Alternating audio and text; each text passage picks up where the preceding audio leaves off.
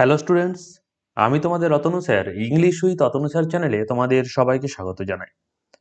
আজকে আমরা একটা নতুন ক্লাস নিয়ে তোমাদের সামনে এসেছি এবং আজকে যে ক্লাসটা আমরা নিয়ে ডিসকাস করব, এটা আমাদের সামনে যে কটা এক্সাম আমাদের সামনে আছে, সেটা ডাব্লিউবিপিএসসি ক্লার্কশিপ বলো, সামনে সিপিওর নোটিফিকেশন বেরিয়েছে সিপিওর জন্য বলো, এই জাতীয় যে কোনো পরীক্ষার তুমি প্রিপারেশন নিতে যাও বা যে কোনো পরীক্ষা তুমি অ্যাপিয়ার্ড হবে, প্রত্যেকটা পরীক্ষায় কিন্তু এই টপিকটার একটা ইম্পর্টেন্ট রোল আছে।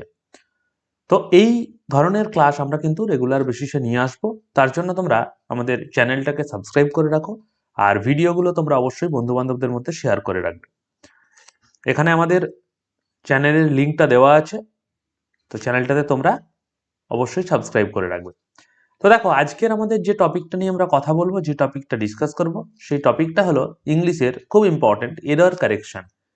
এই এরর কারেকশন আমাদের ইংলিশে এতটাই ইম্পর্টেন্ট যে তুমি এই টপিকটার উপর বেশ করে আমাদের এই ধরো, এই যে এক্ষুনি বলছিলাম এসএসসির যে পরীক্ষাগুলো হয়, ধরো সিজিএল, সিএইচএসএল, ঠিক আছে, এমটিএস, কিছুদিন আগেই বেরিয়েছে সিপিও, ঠিক আছে, তো এই জাতীয় পরীক্ষা তো আছেই, সেন্ট্রালের ইউপিএসসি এভরি এক্সাম, বা তুমি স্টেট গভর্নমেন্টের ডাব্লিউবিপিএসসির জন্য যদি প্রিপারেশন নাও বা ডাব্লিউবিপিএসসির এক্সাম যদি দাও, তাহলেও ধরো ক্লার্কশিপ,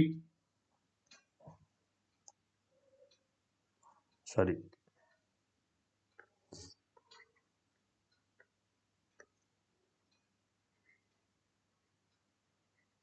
ক্লার্কশিপের এক্সাম বলো, মিসলেনিয়াসের এক্সাম বলো, ডাব্লিউবিসিএস এর এক্সাম বলো, ঠিক আছে, এই জাতীয় যে কোনো এক্সাম, পিএসসির সমস্ত এক্সামেই কিন্তু এর ভূমিকা আছে। মানে বলতে পারো এই এরর কারেকশন এমন একটা টপিক যে এটার উপর বেশ করে কিন্তু আমাদের, এর ইংলিশে একটা ওয়েটেজ আছে, যার জন্য এটার উপর বেশ করে কিন্তু আমাদের পরীক্ষা একটা ওই মার্কসের একটা কিন্তু হিউজ ডিফারেন্স তৈরি হয়ে যায়। তো আমরা এই এরর কারেকশন কিন্তু বহু জায়গাতে, বহুভাবে, বহু পদ্ধতিতে আমরা অ্যাপ্লাই করি, শিখি, চেষ্টা করি, কিন্তু আলটিমেট যেটা দেখা যায় স্টুডেন্টের কাছে ফিডব্যাক, আমার এই 12-13 বছরের পড়ানোর এক্সপিরিয়েন্স থেকে বলছি, প্রত্যেকটা স্টুডেন্টের কাছে আমি একই ফিডব্যাক পাই, স্যার যতই ভালো করে শিখি না কেন আমি কিন্তু এরর কারেকশন ভালো করে পারি না। সেই স্টুডেন্টগুলো যখন আমার কাছে কিছুদিন ক্লাস করে, ব্যাপারগুলো বোঝে, তারা কিন্তু খুব ইজিলি ব্যাপারগুলো গ্র্যাব করতে পারে। কেন পারে না, কি জন্য পারে না, এই টেকনিক্যালিটিসটা আমরা কোনোদিন অ্যানালিসিস করি না। দেখো, আমি তোমাদের কয়েকটা বিষয় নিয়ে কথা বলবো, তো সবাইকে বলছি ক্লাসটা স্কিপ করবে না এবং ক্লাসটা খুব ধৈর্য ধরে প্রত্যেকটা পয়েন্ট ভালো করে শুনবে। কারণ দেখো, আমরা একটা কোয়েশ্চেনের অ্যান্সারের পিছনে কিন্তু ছুটছি না। একটা কোয়েশ্চেনের অ্যান্সার বলতে আমার যদি আমি 50টা কোয়েশ্চেন ডিসকাস করি, হয়তো আমার 50 সেকেন্ড সময় লাগবে এ বি সি ডি করে অ্যান্সার বলতে, কিন্তু আমার লক্ষ্যটা তোমাদের ওই অ্যান্সার বলেই শেষ করে দেওয়া নয়। আমার লক্ষ্যটা হচ্ছে পরীক্ষায় এক্সাক্ট এই কোয়েশ্চেনটাই তো আসবে এরকম কোনো ম্যান্ডেটরি ব্যাপার নয়।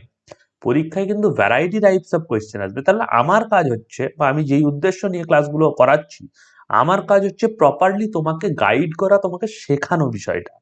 কারণ তুমি যদি একবার একটা এরর কারেকশন করার পদ্ধতিটা বা কোন ওয়েতে করলে আমরা এরর কারেকশন ইজিলি করতে পারবো এবং কয়েক সেকেন্ডের মধ্যেই করতে পারবো, তো সেই পদ্ধতিটা তোমরা শেখার জন্য ক্লাসগুলো ফলো করছো বা ক্লাসগুলো করছো। তো তাহলে একটু মনোযোগ দিয়ে ক্লাসগুলো শুনবে, আর প্রত্যেকে আমার ক্লাস করার সময় একটু একটা নোটবুক আর একটা পেন নিয়ে বসবে, যাতে ক্লাসের নোটসগুলো তোমরা নিতে পারো। ঠিক আছে? তো এরর কারেকশন ব্যাপারটা কি, অনেকেই জানো আবার অনেকেই জানো না। আমি একটু কোয়েশ্চেন কিভাবে হয় একটু দেখিয়ে দিই। দেখো, এই ধরনের কোয়েশ্চেন আমাদের এরর কারেকশনে আসে কিরকম। ধরো এইটা একটা পুরোটা সেন্টেন্স, আপাতত এবিসিডি পার্টটা ভুলে যাও। এই ধরো একটা সেন্টেন্স আমাদের দেওয়া থাকে, যে সেন্টেন্সটা এরকম A B C D part করে ব্রেক করা থাকে। কোনো কোনো পরীক্ষাতে A B C D E এরকম 5টা পার্ট থাকে। তো যখন কোয়েশ্চেন এরকম পার্ট আমরা দেখতে পাচ্ছি, আমাদেরকে এই পার্টের মধ্যে কোন জায়গাটায় ভুল আছে, যদি ভুল থাকে, তোমরা যদি এরর কারেকশনের কোনোদিন ইনস্ট্রাকশনটা পড়ো, ডিরেকশন দেওয়া একটা বড় সড়ো ইনস্ট্রাকশন দেওয়া থাকে এরর কারেকশন করার জন্য, তো যদি তোমরা ইনস্ট্রাকশনটা পড়ো, দেখবে লেখা আছে যে সেন্টেন্সে এরর আছে কি নেই খুঁজে বের করো। যদি এরর থাকে তাহলে কোন পার্টে এররটা আছে, মানে এই যে এ বা বি বা সি বা ডি, ধরো আমি বললাম যে এখানে ধরো অ্যালাউড হবে না, ধরো অ্যালাউ হবে, তাহলে আমাকে চুজ করতে হবে কি বি পার্টে এরর আছে, এইভাবে মানে পার্টটা চুজ করতে হয়। আর যদি কোনো ভুল না থাকে তাহলে অ্যান্সার হবে নো এরর, মানে সেটা জেনারেলি লাস্ট পার্টেই থাকে। এক্সকিউজ মি, হয় ডি নয় ই, এরকম ভাবেই থাকে। তো তাহলে এইটা হলো আমাদের স্ট্যান্ডার্ড একটা এরর কারেকশনের প্যাটার্ন। আমরা যদিও বলি এরর কারেকশন, কিন্তু অ্যাকচুয়ালি এটাকে বলা যায় স্পট দ্য এরর, মানে ভুলটা শুধু আইডেন্টিফাই করতে হয় আমাদের কোথায় আছে, কারণ কোথাও আমাদের এরর কারেকশনে মানে আমরা বলি এরর কারেকশন, কোথাও আমাদের কারেকশন করতে হয় না। এবার সমস্যা কোথায় হয়? সমস্যা হয় যে যখন আমরা এই সেন্টেন্সটাকে আমরা পড়ছি তখন আমরা বুঝতে পারি না আদৌ কোথাও ভুল আছে কি নেই, ঠিক আছে? কিন্তু দেখো, আমাদের যেগুলো আমরা ছোটবেলা থেকে পড়ে এসেছি, আমাদের কিন্তু সেইগুলোর ওপরেই এরর কারেকশন দেওয়া থাকে। মজার বিষয় হচ্ছে আমাদের এই এরর কারেকশন হচ্ছে ইংলিশের সবচেয়ে ইজি একটা টপিক, বুঝলে? এটা হচ্ছে সবচেয়ে ইজিয়েস্ট বলা যেতে পারে, ইজিয়েস্ট একটা টপিক এই আমাদের গ্রামারে। কেন ইজিয়েস্ট আর কেন আমরা পারি না, এই দুটোর মধ্যে একটা ডিফারেন্স আছে। দেখো, আমি যদি এই কোয়েশ্চেনটাই তোমার সামনে দিয়ে দিই এবং বলে দিই যে এটাতে ভার্ব রিলেটেড এরর আছে, তুমি কিন্তু ইজিলি অ্যান্সারটা করতে পারবে। আমি যদি তোমাকে বলে দিই এটাতে অ্যাডজেক্টিভ রিলেটেড এরর আছে, তুমি কিন্তু অ্যান্সারটা ইজিলি করতে পারবে। আমি যদি তোমাকে বলে দিই এটাতে নাউন রিলেটেড এররটা আছে, তুমি কিন্তু ইজিলি অ্যান্সারটা করতে পারবে। পারি না কেন? পারি না কারণ আমাদের শেখার পদ্ধতিগত কিছু ভুল আছে। আমরা যে কোনো বই পড়ি, যে কোনো ইনস্টিটিউটে ক্লাস করি, যে কোনো জায়গাতে শিখি, কিভাবে শিখি? নাউনের চ্যাপ্টার পড়লাম, শেষে কয়েকটা এরর কারেকশন বা ইমপ্রুভমেন্ট প্র্যাকটিস করলাম। প্রোনাউনের চ্যাপ্টার পড়লাম, শেষে কিছু প্র্যাকটিস করলাম। এইভাবে আমরা শিখে বড় হয়েছি বা শিখেছি, কম্পিটিটিভ এসের কথা বলছি। আর আমাদের একাডেমিক লাইনে আমরা ইংলিশ যা পড়েছি সেটা সবাই জানো, প্রায় বেশিরভাগটাই মুখস্থ করেছি, কিচ্ছু তো শিখিনি, ঠিক আছে? এই প্রসঙ্গে বলে রাখি, তোমাদের আমি চ্যাপ্টার ওয়াইজ ক্লাস আনবো, আমাদের নাউন, প্রোনাউন, অ্যাডজেক্টিভ, ভার্ব এই হিসাবে এক্সকিউজ মি, এই হিসাবে আমি ক্লাস নিয়ে আসবো, ডোন্ট ওয়ারি। আপাতত আমি যেই কথাটা বলছি, যে কনসেপ্টগুলো বলছি, একটু বোঝার চেষ্টা করো, তাহলে অনেকটা সলভ হবে। কারণ তোমরা চ্যাপ্টার ভিত্তিক পড়ে যারা প্রিপারেশন নাও বা নিচ্ছ, অভ্যস্ত। তো দেখো, আমাদের ওই চ্যাপ্টারগত পড়ে পড়ে বা চ্যাপ্টারগত ভাবে প্র্যাকটিস করে করে আমাদের এই জায়গাটা তৈরি হয়ে যায় যে আমরা পুরো সেন্টেন্সটাকে আমরা আর আইডেন্টিফাই করতে পারি না যে অ্যাকচুয়ালি সেন্টেন্সটার মধ্যে কোথায় এররটা আছে। তাহলে আমাকে কি করতে হবে? আমাকে সিম্পলি ভাবতে হবে, আমাকে সিম্পলি বুঝতে হবে যে এরর কারেকশন মানে পুরো সেন্টেন্সটা থেকে আমি কিভাবে এররটা বের করে আনবো। তাহলে সেটা করার জন্য আমাকে প্রথমেই কি করতে হবে? প্রথমেই এরর কারেকশন করতে গেলে কি কি জায়গার আমাদের সম্মুখীন হতে হয়, কি কি সমস্যার সম্মুখীন হতে হয়, আর সেটা সলিউশন কি, এগুলো জানতে হবে। আমি তোমাদের এই ক্লাস করাতে করাতে বেশ কিছু কথা বলবো, একদিনেই সব নয়। আবার আমরা এরর কারেকশনের নেক্সট ক্লাসও নিয়ে আসবো। আপাতত আমি তোমাদের আগে এরর কারেকশনের কোয়েশ্চেনের প্যাটার্ন গুলো একটু দেখিয়ে দিই। এই গেল একটা প্যাটার্ন, এটা আমরা বলতে পারি প্যাটার্ন নাম্বার 1, ধরো, ঠিক আছে? প্যাটার্ন নাম্বার ওয়ান মানে কি? যেখানে আমাদের এরকম একটা সেন্টেন্সকে এরকম ভাবে ABCD পার্ট করে দেওয়া থাকবে। এটা এক ধরনের প্যাটার্ন। আমরা তুমি যদি 2-4 বছর 5 বছর আগে যাও, প্রিভিয়াস ইয়ার্সের কোশ্চেন যদি ঘাঁটো, এই প্যাটার্নে প্রশ্ন আসতো, খুব কমন আসতো। এখন প্যাটার্ন কিন্তু চেঞ্জ হয়ে গেছে। এখন প্যাটার্ন কিরকম ভাবে এসেছে দেখো, এইটা হচ্ছে আরেকটা প্যাটার্ন। কিরকম? এখানে দেওয়া আছে যে এই যে ধরো একটা সেন্টেন্স দেওয়া আছে, দেখো, recently a van গঘ was sold for $20 million, একটা সেন্টেন্স দেওয়া আছে। এবার এটাতে স্ল্যাশ করা আছে, কোনোটাতে স্ল্যাশ নাও করা থাকতে পারে, কোনোটাতে স্ল্যাশ করে ABCD এরকম দেওয়াও থাকতে পারে। ওসব নিয়ে মাথা ঘামানোর দরকার নেই, আপাতত জেনে রাখো। দেখো, এখানে একটা সেন্টেন্স তোমাকে দেওয়া আছে এবং সেন্টেন্সের যে পার্টগুলো, সেই পার্টগুলো কি করা আছে, এইখানে তোমার ABCD অপশন করে দেওয়া আছে। ভালো করে বুঝবে ব্যাপারটা। পার্টটা কোথায় দেওয়া আছে? পার্টটা দেওয়া আছে কিন্তু অপশনে। তাহলে আগের চেয়ে এটার পার্থক্যটা কি হলো দেখো, এখানে যেটা প্রথমের পার্ট সেটা আমার কি এ পার্ট ছিল, আর যেটা একদম লাস্টের পার্ট সেটা সি পার্ট ছিল। আর যদি ABC না হয় তাহলে অ্যান্সার হবে নো এরর, ডি পার্ট ছিল। আমরা ধরো দেখলাম কোথাও ভুল নেই, আমরা অ্যান্সার ডেফিনেটলি ডি করে আসবো, তাই তো? এবার আমাদের ওখানে গিয়ে কি সমস্যা দেখা গেল, এটা অ্যান্সার নয় কিন্তু, হ্যাঁ, আমাদের ওখানে গিয়ে কি সমস্যা দেখা গেল দেখো, এখানে কিন্তু দেখো এই রিসেন্টলি আ ভ্যান গঘ, এটা যদিও এ পার্টে দেওয়া আছে, কিন্তু দেখো তারপরে বি পার্টেই দেওয়া আছে নো এরর। মানে আমার যেটা নো এররটা লাস্টে আসছিল সেটা চলে এলো অপশন বি তে। আমাদের সেকেন্ড পার্টে কি আছে, ওয়াজ সোল্ড ফর, সেটা চলে গেছে দেখো ডি পার্টে। আবার এইখানে যে $20 মিলিয়ন সেটা চলে এসেছে সি পার্টে। তার মানে আমাকে কিন্তু কি করলো, আমার দেখো এক্সাম মানে তো পুরোটাই টাইম কনজিউমের ব্যাপার, টাইম তুমি কতটা টাইম ম্যানেজমেন্টের ব্যাপার বলা যেতে পারে। তো তোমার তোমার টাইমটা কিন্তু ওরা নষ্ট করে দিচ্ছে। তোমার টাইমটাকে কোন দিকে বিভিন্ন ভাবে ঘুরিয়ে নষ্ট করো। তো তোমাকে খুব অ্যাটেন্টিভলি যদি তুমি বাড়িতে প্রচুর পরিমাণে প্র্যাকটিস এবং প্রচুর পরিমাণে এগুলো না করো, তাহলে কিন্তু তুমি এক্সামের সময় গিয়ে কিন্তু দিশা খুঁজে পাবে না, দিশা একদম খুঁজে পাবে না। আমি একদম প্রচুর স্টুডেন্ট, ভালো স্টুডেন্ট খুব সামান্য ব্যবধানে কিন্তু পরীক্ষার সফলতার মুখ থেকে ফিরে আসে এই রকম কিছু ছোট ছোট ভুল করার জন্য। যার জন্য প্রথম দিন থেকেই যারা সিরিয়াসলি প্রিপারেশন নিচ্ছ বা যারা সিরিয়াসলি চাকরিটা পেতে চাও, কারণ দেখো এখনকার দিনে দাঁড়িয়ে আমাদের গভর্নমেন্ট জব কিন্তু একমাত্র একটা সিকিউরড আমার লাইফ করবে, আমার লাইফটাকে কিন্তু সিকিউরড করবে। তাহলে গভর্নমেন্ট জবকে যদি আমাকে পেতে হয়, তাহলে কিন্তু প্রপারলি আমাকে তার জন্য প্রিপারেশনটা নিতে হবে। ঠিক আছে, তাহলে এই গেল আরেকটা প্যাটার্ন। নেক্সট প্যাটার্নে আসি। এখানে দেখো আবার একটু প্যাটার্নটা অন্যরকম। এখানে কি করলো, Ramesh son in lodge are coming to meet him this weekend. দেখো এটা এ পার্ট, এটা বি পার্ট, এটা সি পার্ট, আর এটা ডি পার্ট, লাস্টে আছে নো এরার। এবার দেখো অপশনে কিরকম আসছে। এগুলো কিন্তু অপশন নয়। ধরো তুমি দেখলে যে এখানে আর কামিং এর জায়গায় ইজ কামিং হবে সাপোজ, তাহলে তোমার অ্যান্সার বি হচ্ছে, তুমি অ্যান্সার তাহলে বি করে দিয়ে চলে এলে। কিন্তু দেখো এই বি অপশনটি ভালো করে বোঝো, এই যে বি ক্যাপিটাল বি, বা এই যে ক্যাপিটাল এ, বা এই যে ক্যাপিটাল সি, বা এই যে ক্যাপিটাল ডি, ভালো করে বোঝো অপশন কিন্তু আমার স্মল এ আছে, small A B C D E. ঠিক আছে, আর আমাকে এইখানে দিয়েছে A B C D E ক্যাপিটালে। তার মানে এইটা কিন্তু অ্যান্সার নয়। এই বি পার্ট যদি অ্যান্সার হয়, তাহলে সেই বি আছে আমার এইখানে, তাহলে অ্যান্সার হবে ই, স্মল ই। ভালো করে বোঝো, এটাও কিন্তু একটা প্যাটার্ন, এইভাবেও কিন্তু পরীক্ষায় প্রশ্ন আসে। তাহলে আমাকে কি করতে হবে, আমাকে খুব অ্যাটেন্টিভলি ব্যাপারটা বুঝতে হবে যে কোন প্যাটার্নে আমি, কেন এগুলো আছে। দেখো আবার বলছি, কেন এগুলো আছে এই সাইকোলজিটা তোমাকে বুঝতে হবে। কারণ এখন গভর্নমেন্ট এক্সামের উদ্দেশ্য হচ্ছে তুমি কত তাড়াতাড়ি কত বেশি কোয়েশ্চেনের সঠিক অ্যান্সার করতে পারো। তাহলে তাড়াতাড়ি যদি আমাকে অ্যান্সার করতে হয়, তাহলে আমার স্পিড বাড়াতে হবে। আর স্পিড কিন্তু পরীক্ষার হলে বাড়ে না, বরং কমে। তুমি যদি বাড়িতে কোনো একটা প্র্যাকটিস সেট যদি 1 ঘন্টায় সলভ করতে পারো, সেটা কিন্তু পরীক্ষার হলে তোমার ডেফিনেটলি 1.5 ঘন্টা লাগবেই। কারণ অনেকগুলো ফ্যাক্টর আমাদের এক্সাম হলে কাজ করে। ঠিক আছে, তো এই হচ্ছে আমাদের মানে এরর কারেকশন মোটামুটি ভাবে যেভাবে আসে, যেটা কমনলি এখন দেখা যাচ্ছে। ঠিক আছে, আমি এই প্যাটার্নগুলো ডিসকাস করলাম। এবারে আসছি আমি এরর কারেকশন করার পদ্ধতি বা করার ধরনে।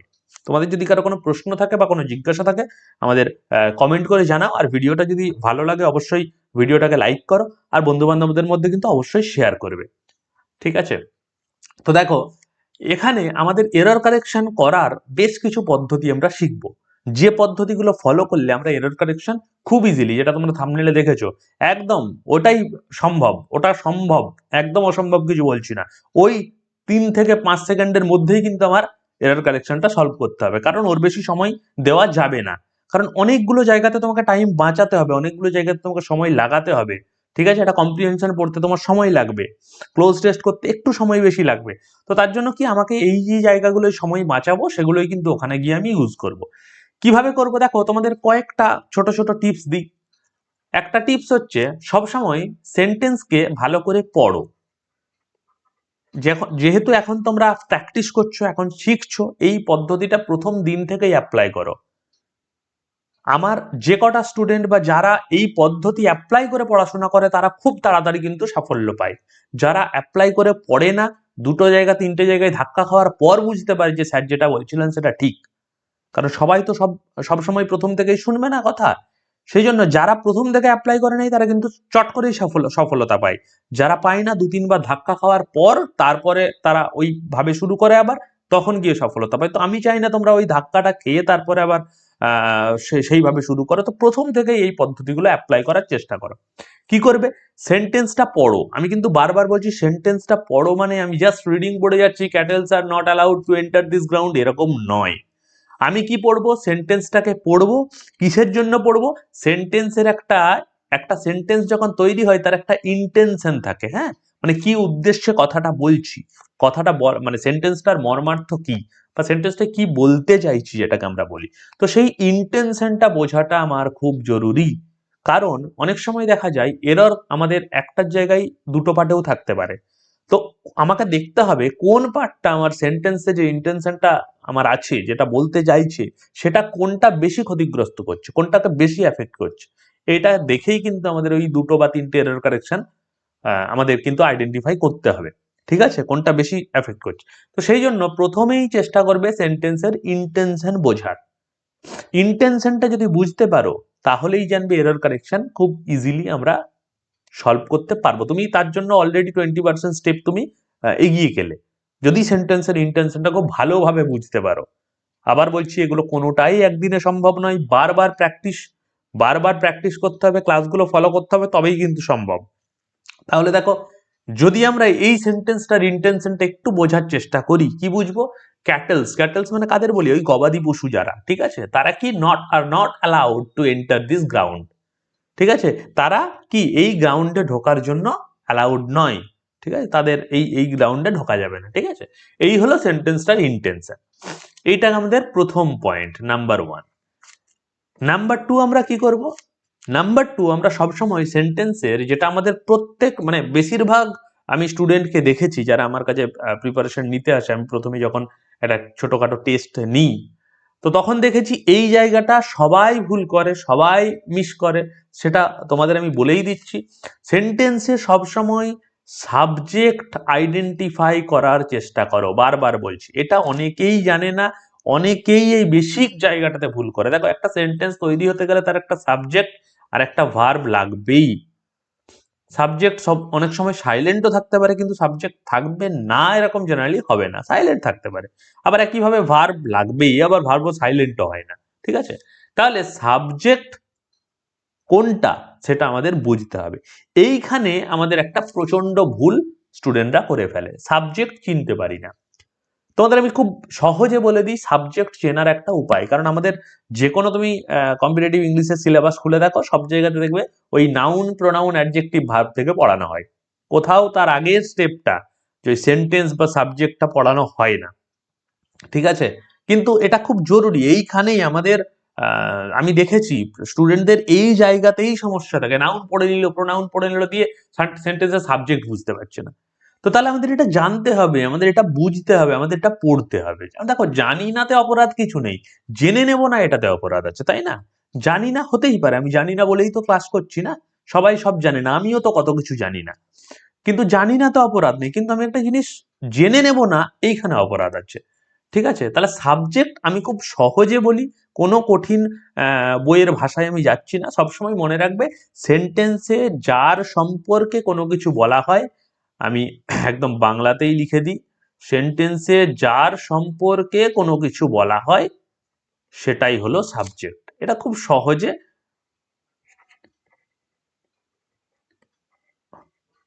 ঠিক আছে। তোমরা অনেক কিছু পড়েছো, হোয়াট দিয়ে প্রশ্ন করব, হু দিয়ে প্রশ্ন করব, নানা রকম স্টুডেন্টের নানা রকম অ্যান্সার পাই।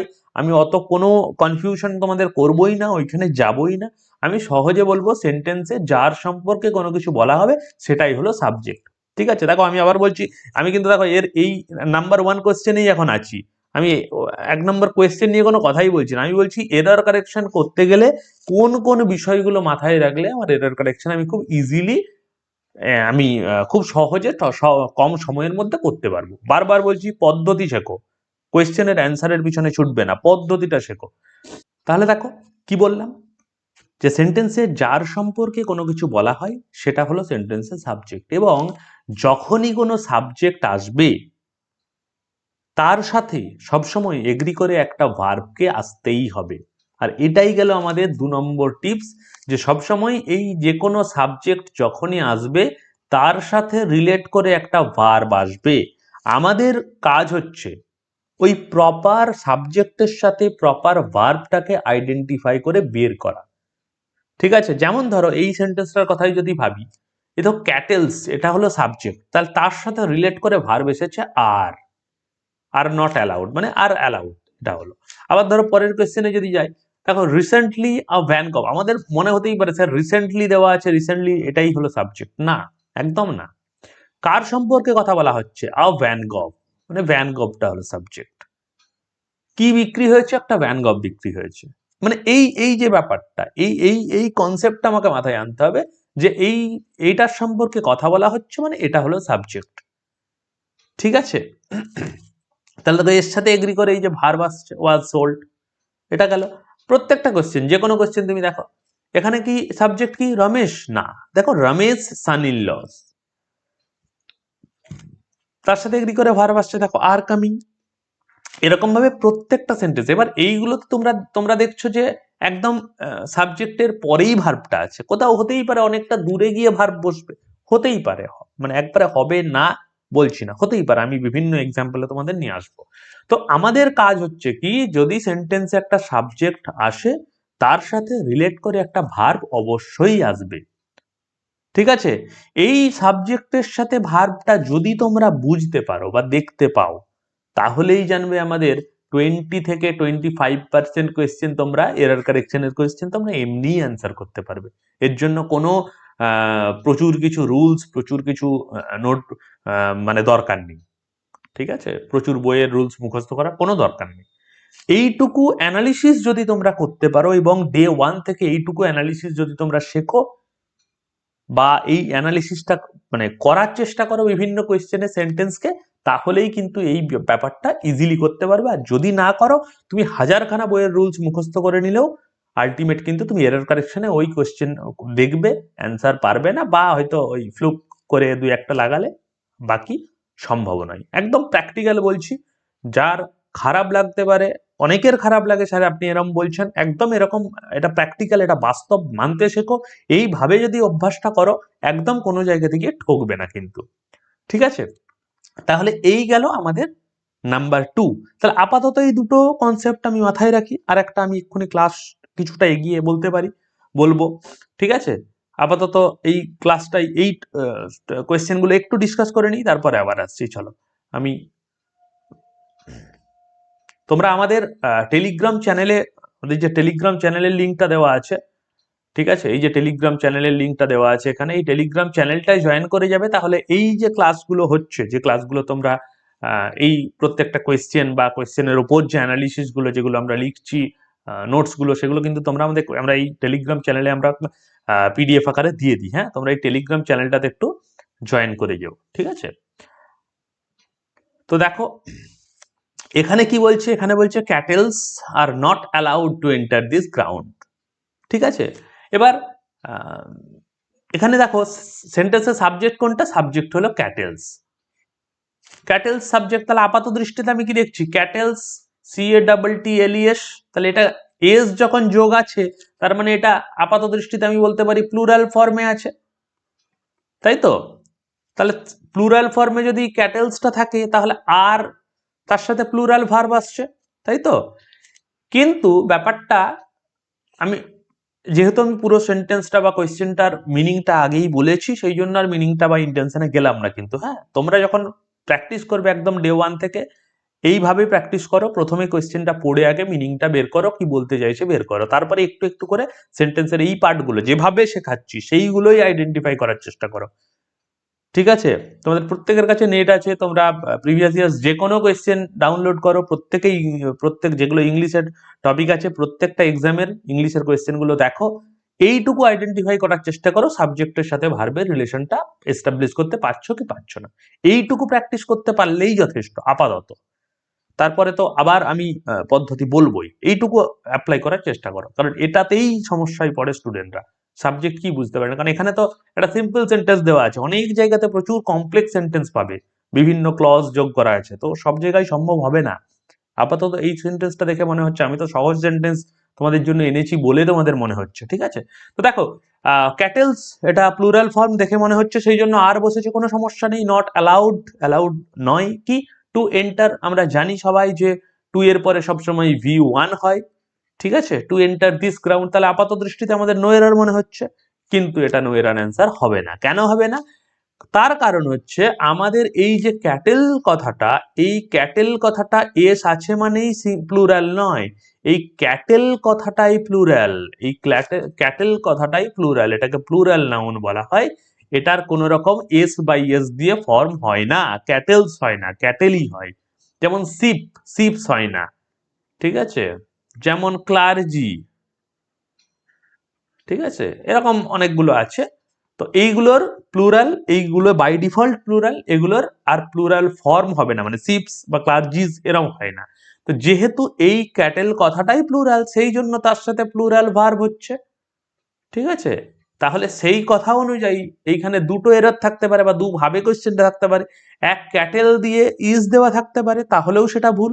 আবার ক্যাটেলস দিয়ে আর দেওয়া থাকতে পারে, সেটাও আমাদের ভুল। কোথায় ভুল? না, ক্যাটেলস এর এসটা হবে না, তার বদলে কি হবে? শুধু ক্যাটেল হবে। ঠিক আছে, ক্যাটেল আর নট অ্যালাউড। শুনতে খারাপ লাগলেও কিচ্ছু করার নেই, একদম কারেক্ট সেন্টেন্স হলো cattle R not allowed to enter this ground. Clear? ঠিক আছে, নেক্সট কোয়েশ্চেনে মুভ করি। দেখো এইখানে যে কোয়েশ্চেনটা দেওয়া আছে, এখানে কি বলছে? Recently a van cup was sold for $20 million। একটু আমি তোমাদের একটু বোঝানোর জন্য বলছি, কি বলতে চাইছে, একটা ভ্যান কাপ খুব রিসেন্টলি সেল হলো, কি কততে সেল হলো? $20 million। দেখো একটা ব্যাপার, যেমন তোমাদের এক্ষুনি বললাম সাবজেক্টের সাথে ভার্বের রিলেশনটা বোঝার চেষ্টা করো। আবার একটা কথা বলি, এই আরেকটা টিপস তোমাদের দিয়ে রাখি এরর কারেকশন করার জন্য। সেন্টেন্সের আমাদের দুটো ফর্ম হয়, হ্যাঁ, একটা হচ্ছে অ্যাক্টিভ ফর্ম আর একটা হচ্ছে প্যাসিভ ফর্ম। আমি কিন্তু এখানে অ্যাক্টিভ ভয়েস প্যাসিভ ভয়েস শেখাচ্ছি না তোমাদের এখন, আমি বলতে চাইছি অ্যাক্টিভ ফর্ম আর বলতে চাইছি প্যাসিভ ফর্ম। ঠিক আছে, অ্যাক্টিভ ফর্ম আর প্যাসিভ ফর্মের ডিফারেন্স কি খুব ভালো করে বোঝো। অ্যাক্টিভ ফর্ম আমরা এই যে এটাকে বাংলায় বলি বাচ্চব, ঠিক আছে, তো অ্যাক্টিভ ফর্ম মানে কি? যেটাকে আমরা ডিরেক্ট বলছি, ঠিক আছে, বা ডিরেক্ট ইনডিরেক্টও বলতে পারো, যেটাকে আমরা সহজে বলা সম্ভব, যে যেমন আমি কাজটা করেছি, এটা হলো আমাদের অ্যাক্টিভ ফর্ম, অ্যাক্টিভ সেন্সে বলছি কথাটা। আবার ঘুরিয়ে যদি বলি কাজটা আমার দ্বারা হয়েছে বা কাজটা করা হয়েছে, তার মানেই তো বলছি কাজটা আমার দ্বারা করা হয়েছে। তাহলে সবসময় যে বাই মি বা বাই দিয়ে থাকবে তার কোনো ম্যান্ডেটরি ব্যাপার নয়, সেন্সটা বোঝো। যে কিছু, যেমন কিছু কিছু জিনিস আছে, যেমন যদি বলি দ্য লেটার, এরপরে কি তুমি সেন্ড দিতে পারবে? দিতে পারবে না। কেন বলো তো? কারণ দ্য লেটার সেন্ড মানে চিঠিটা পাঠিয়েছে অমুককে বা ওইটাকে, চিঠি নিজে কাউকে পাঠায় নাকি, চিঠিটাকে পাঠানো হয়েছে, এইটা বোঝানোর চেষ্টা করছি আমি। তাহলে কি বলতে হবে? দ্য লেটার ওয়াজ সেন্ট বলতে হবে। ঠিক আছে, তাহলে এটা হবে না, ওয়াজ সেন্ট বলতে হবে, কারণ প্যাসিভ ফর্ম এটা। তুমি লেটার যখনই বলছো চিঠিটাকে পাঠানো হয়েছে, by me, by someone, anything it could be, কিন্তু চিঠিটাকে পাঠানো হয়েছে, চিঠি পাঠিয়েছে, আমরা বলি চিঠি পাঠিয়েছে, চিঠিটাকে পাঠানো হয়েছে, এরকম বলা উচিত। তাহলে দেখো যেমন এখানে বলছে আ ভ্যান গপ ওয়াজ সোল্ড, তার মানে দেখো এটা প্যাসিভ সেন্স। এইখান থেকে আমাদের এরর কারেকশনের আরেকটা জিনিস শিখতে হবে, এই সেন্টেন্সকে অ্যাক্টিভ সেন্সে আছে না প্যাসিভ সেন্সে আছে, বা বলতে পারি অ্যাক্টিভে আছে না প্যাসিভে আছে, এটা বুঝতে হবে। আবার বলছি, এটা কিন্তু অ্যাক্টিভ ভয়েস প্যাসিভ ভয়েসের কনসেপ্ট নয়, এটা অ্যাক্টিভ ভয়েস প্যাসিভ ভয়েস আছেই, অ্যাক্টিভ ভয়েস প্যাসিভ ভয়েসই হচ্ছে ব্যাপারটা। কিন্তু আমি বলতে চাইছি ওই সেন্সটা, যে কিছু কিছু জিনিস অ্যাক্টিভ ভয়েসে মানে ওই জায়গায় হবেই না। যেমন তুমি যদি বলো রিসেন্টলি আ ভ্যান গপ সোল্ড ফর 20 মিলিয়ন, হবেই না, হওয়া সম্ভবই নয়। কেন? কারণ ওটা প্যাসিভে হতে পারে। ভ্যান গভ কাকে সেল করেছে? হয় না, ভ্যান গভটাকে সেল করা হয়েছে। তো এই যে ব্যাপারটা, এই এই কনসেপ্টটা তোমাদের বুঝতে হবে, যে কোনটা অ্যাক্টিভে হতে পারে কোনটা প্যাসিভে হতে পারে। ঠিক আছে, সেন্টেন্সের উপর ডিপেন্ড করবে ডেফিনেটলি। ওই যে বললাম ইন্টেনশনটা বুঝতে হবে সেন্টেন্সের, তো ইন্টেনশনটা বুঝলেই তুমি বুঝতে পারবে সেন্টেন্সটাকে প্যাসিভে দরকার না অ্যাক্টিভে দরকার, না ওই প্যাসিভ সেন্সে দরকার না অ্যাক্টিভ সেন্সে হওয়া দরকার। আর এটুকু বুঝতে পারলে ওই আবার কিছু পার্সেন্টেজ অফ এরর কারেকশন তোমরা ইজিলি করতে পারবে। তার জন্য আবার বলছি, কোনো হাবিজাবি রুল পড়ার দরকার নেই। ঠিক আছে, অনেকের এর মধ্যে প্রশ্ন আসতে পারে, স্যার তাহলে রুল কি পড়বোই না? না, রুলস মুখস্থ করবে না, আমি বলছি বারবার মুখস্থ রুলস করার দরকার নেই। ইংলিশ বোঝার সাবজেক্ট, শেখার সাবজেক্ট, ইংলিশ মুখস্থ করে পাশ করা যায় না। আর এখনের যে প্রশ্নপত্র যা কনসেপচুয়াল প্রশ্ন আসছে, মুখস্থ করে প্রশ্ন অ্যান্সার করতেই পারবে না, ওই দু চারটেই সম্ভব। আর তুমি মনে রাখবে, তুমি যে দু চারটে পাচ্ছ না, ওটা যে কিছু পড়ে যায়নি সেও পারবে। ঠিক আছে, তো এইরকম ভাবার দরকার নেই, আমাকে নাম্বারটা উপরের দিকে রাখতে হবে। ঠিক আছে, তো দেখো কি বলছো, recently van gov was sold for $20 million। একটা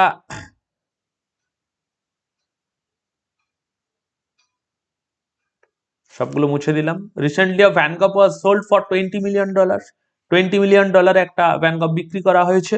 ঠিক আছে, তাহলে দেখো এই এই যে রিসেন্টলি কথাটা, এটা কার কথা বলছে? এই বিক্রিটা রিসেন্টলি হয়েছে, রিসেন্টলি হয়েছে, তাই তো বলছি রিসেন্টলি আ ভ্যান গভ ওয়াজ সোল্ড, তাহলে বিক্রিটা হয়েছে, তাহলে এটা ভার্ব, ভার্বের সম্পর্কে যে কথা বলে তাকে বলি অ্যাডভার্ব, তাহলে এটা অ্যাডভার্ব, এটা সাবজেক্ট নয়, অ্যাডভার্ব কখনো সাবজেক্ট হতে পারে না। ঠিক আছে, তাহলে এটা কি করছে, পুরো সেন্টেন্সটাকেও কোয়ালিফাই করছে বলতে পারি, বা স্পেশালি ভার্বকে কোয়ালিফাই করছে। কত টাকা দিয়ে বিক্রি হয়েছে, ফর $20 মিলিয়ন। ঠিক আছে, কি বিক্রি হয়েছে, একটা ভ্যান গাড়ি বিক্রি হয়েছে। তাহলে এখানে আমার অ্যান্সার হবে নো এরার, কারণ দেখো আমাদের সেন্টেন্সের সাবজেক্টের সাথে ভার্বের বা এভরিথিং আমি যদি দেখি কোনো সমস্যা ঘটেনি। ঠিক আছে, কিছু কিছু জায়গাতে এরকম হতেই পারে যেখানে ধরো রিসেন্টলি এর জায়গায় রিসেন্ট দেওয়া আছে, মানে অ্যাডভার্বের ফর্মটাকে অন্য ফর্মে করে দেওয়া আছে, সেটাও এরার।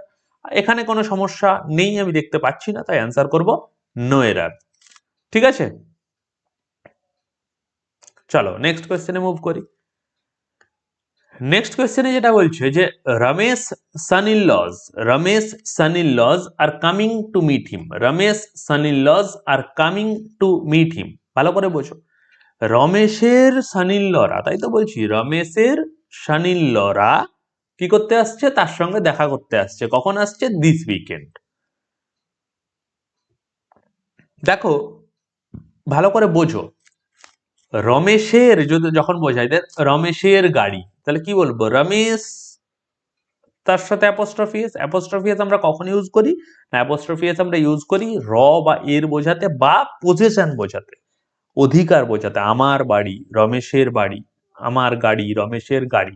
ঠিক আছে, তো আর সান ইন লজ, এই যে কথাটা, ধরো এই আমি রুট ওয়ার্ডটাই বলছি, সান ইন ল, এটা তো রুট ওয়ার্ড, এটাকে প্লুরাল করা হয়েছে। তো এইটাকে যখন প্লুরাল করা হয়, সান ইন লকে যখন এরকম যখন কোনো কম্পাউন্ড নাউন আসে, কম্পাউন্ড নাউনকে যখন প্লুরাল ফর্মে আমরা কনভার্ট করি, তখন আমাদের এই সান ইন লর কনভার্সন হয় সানস ইন ল।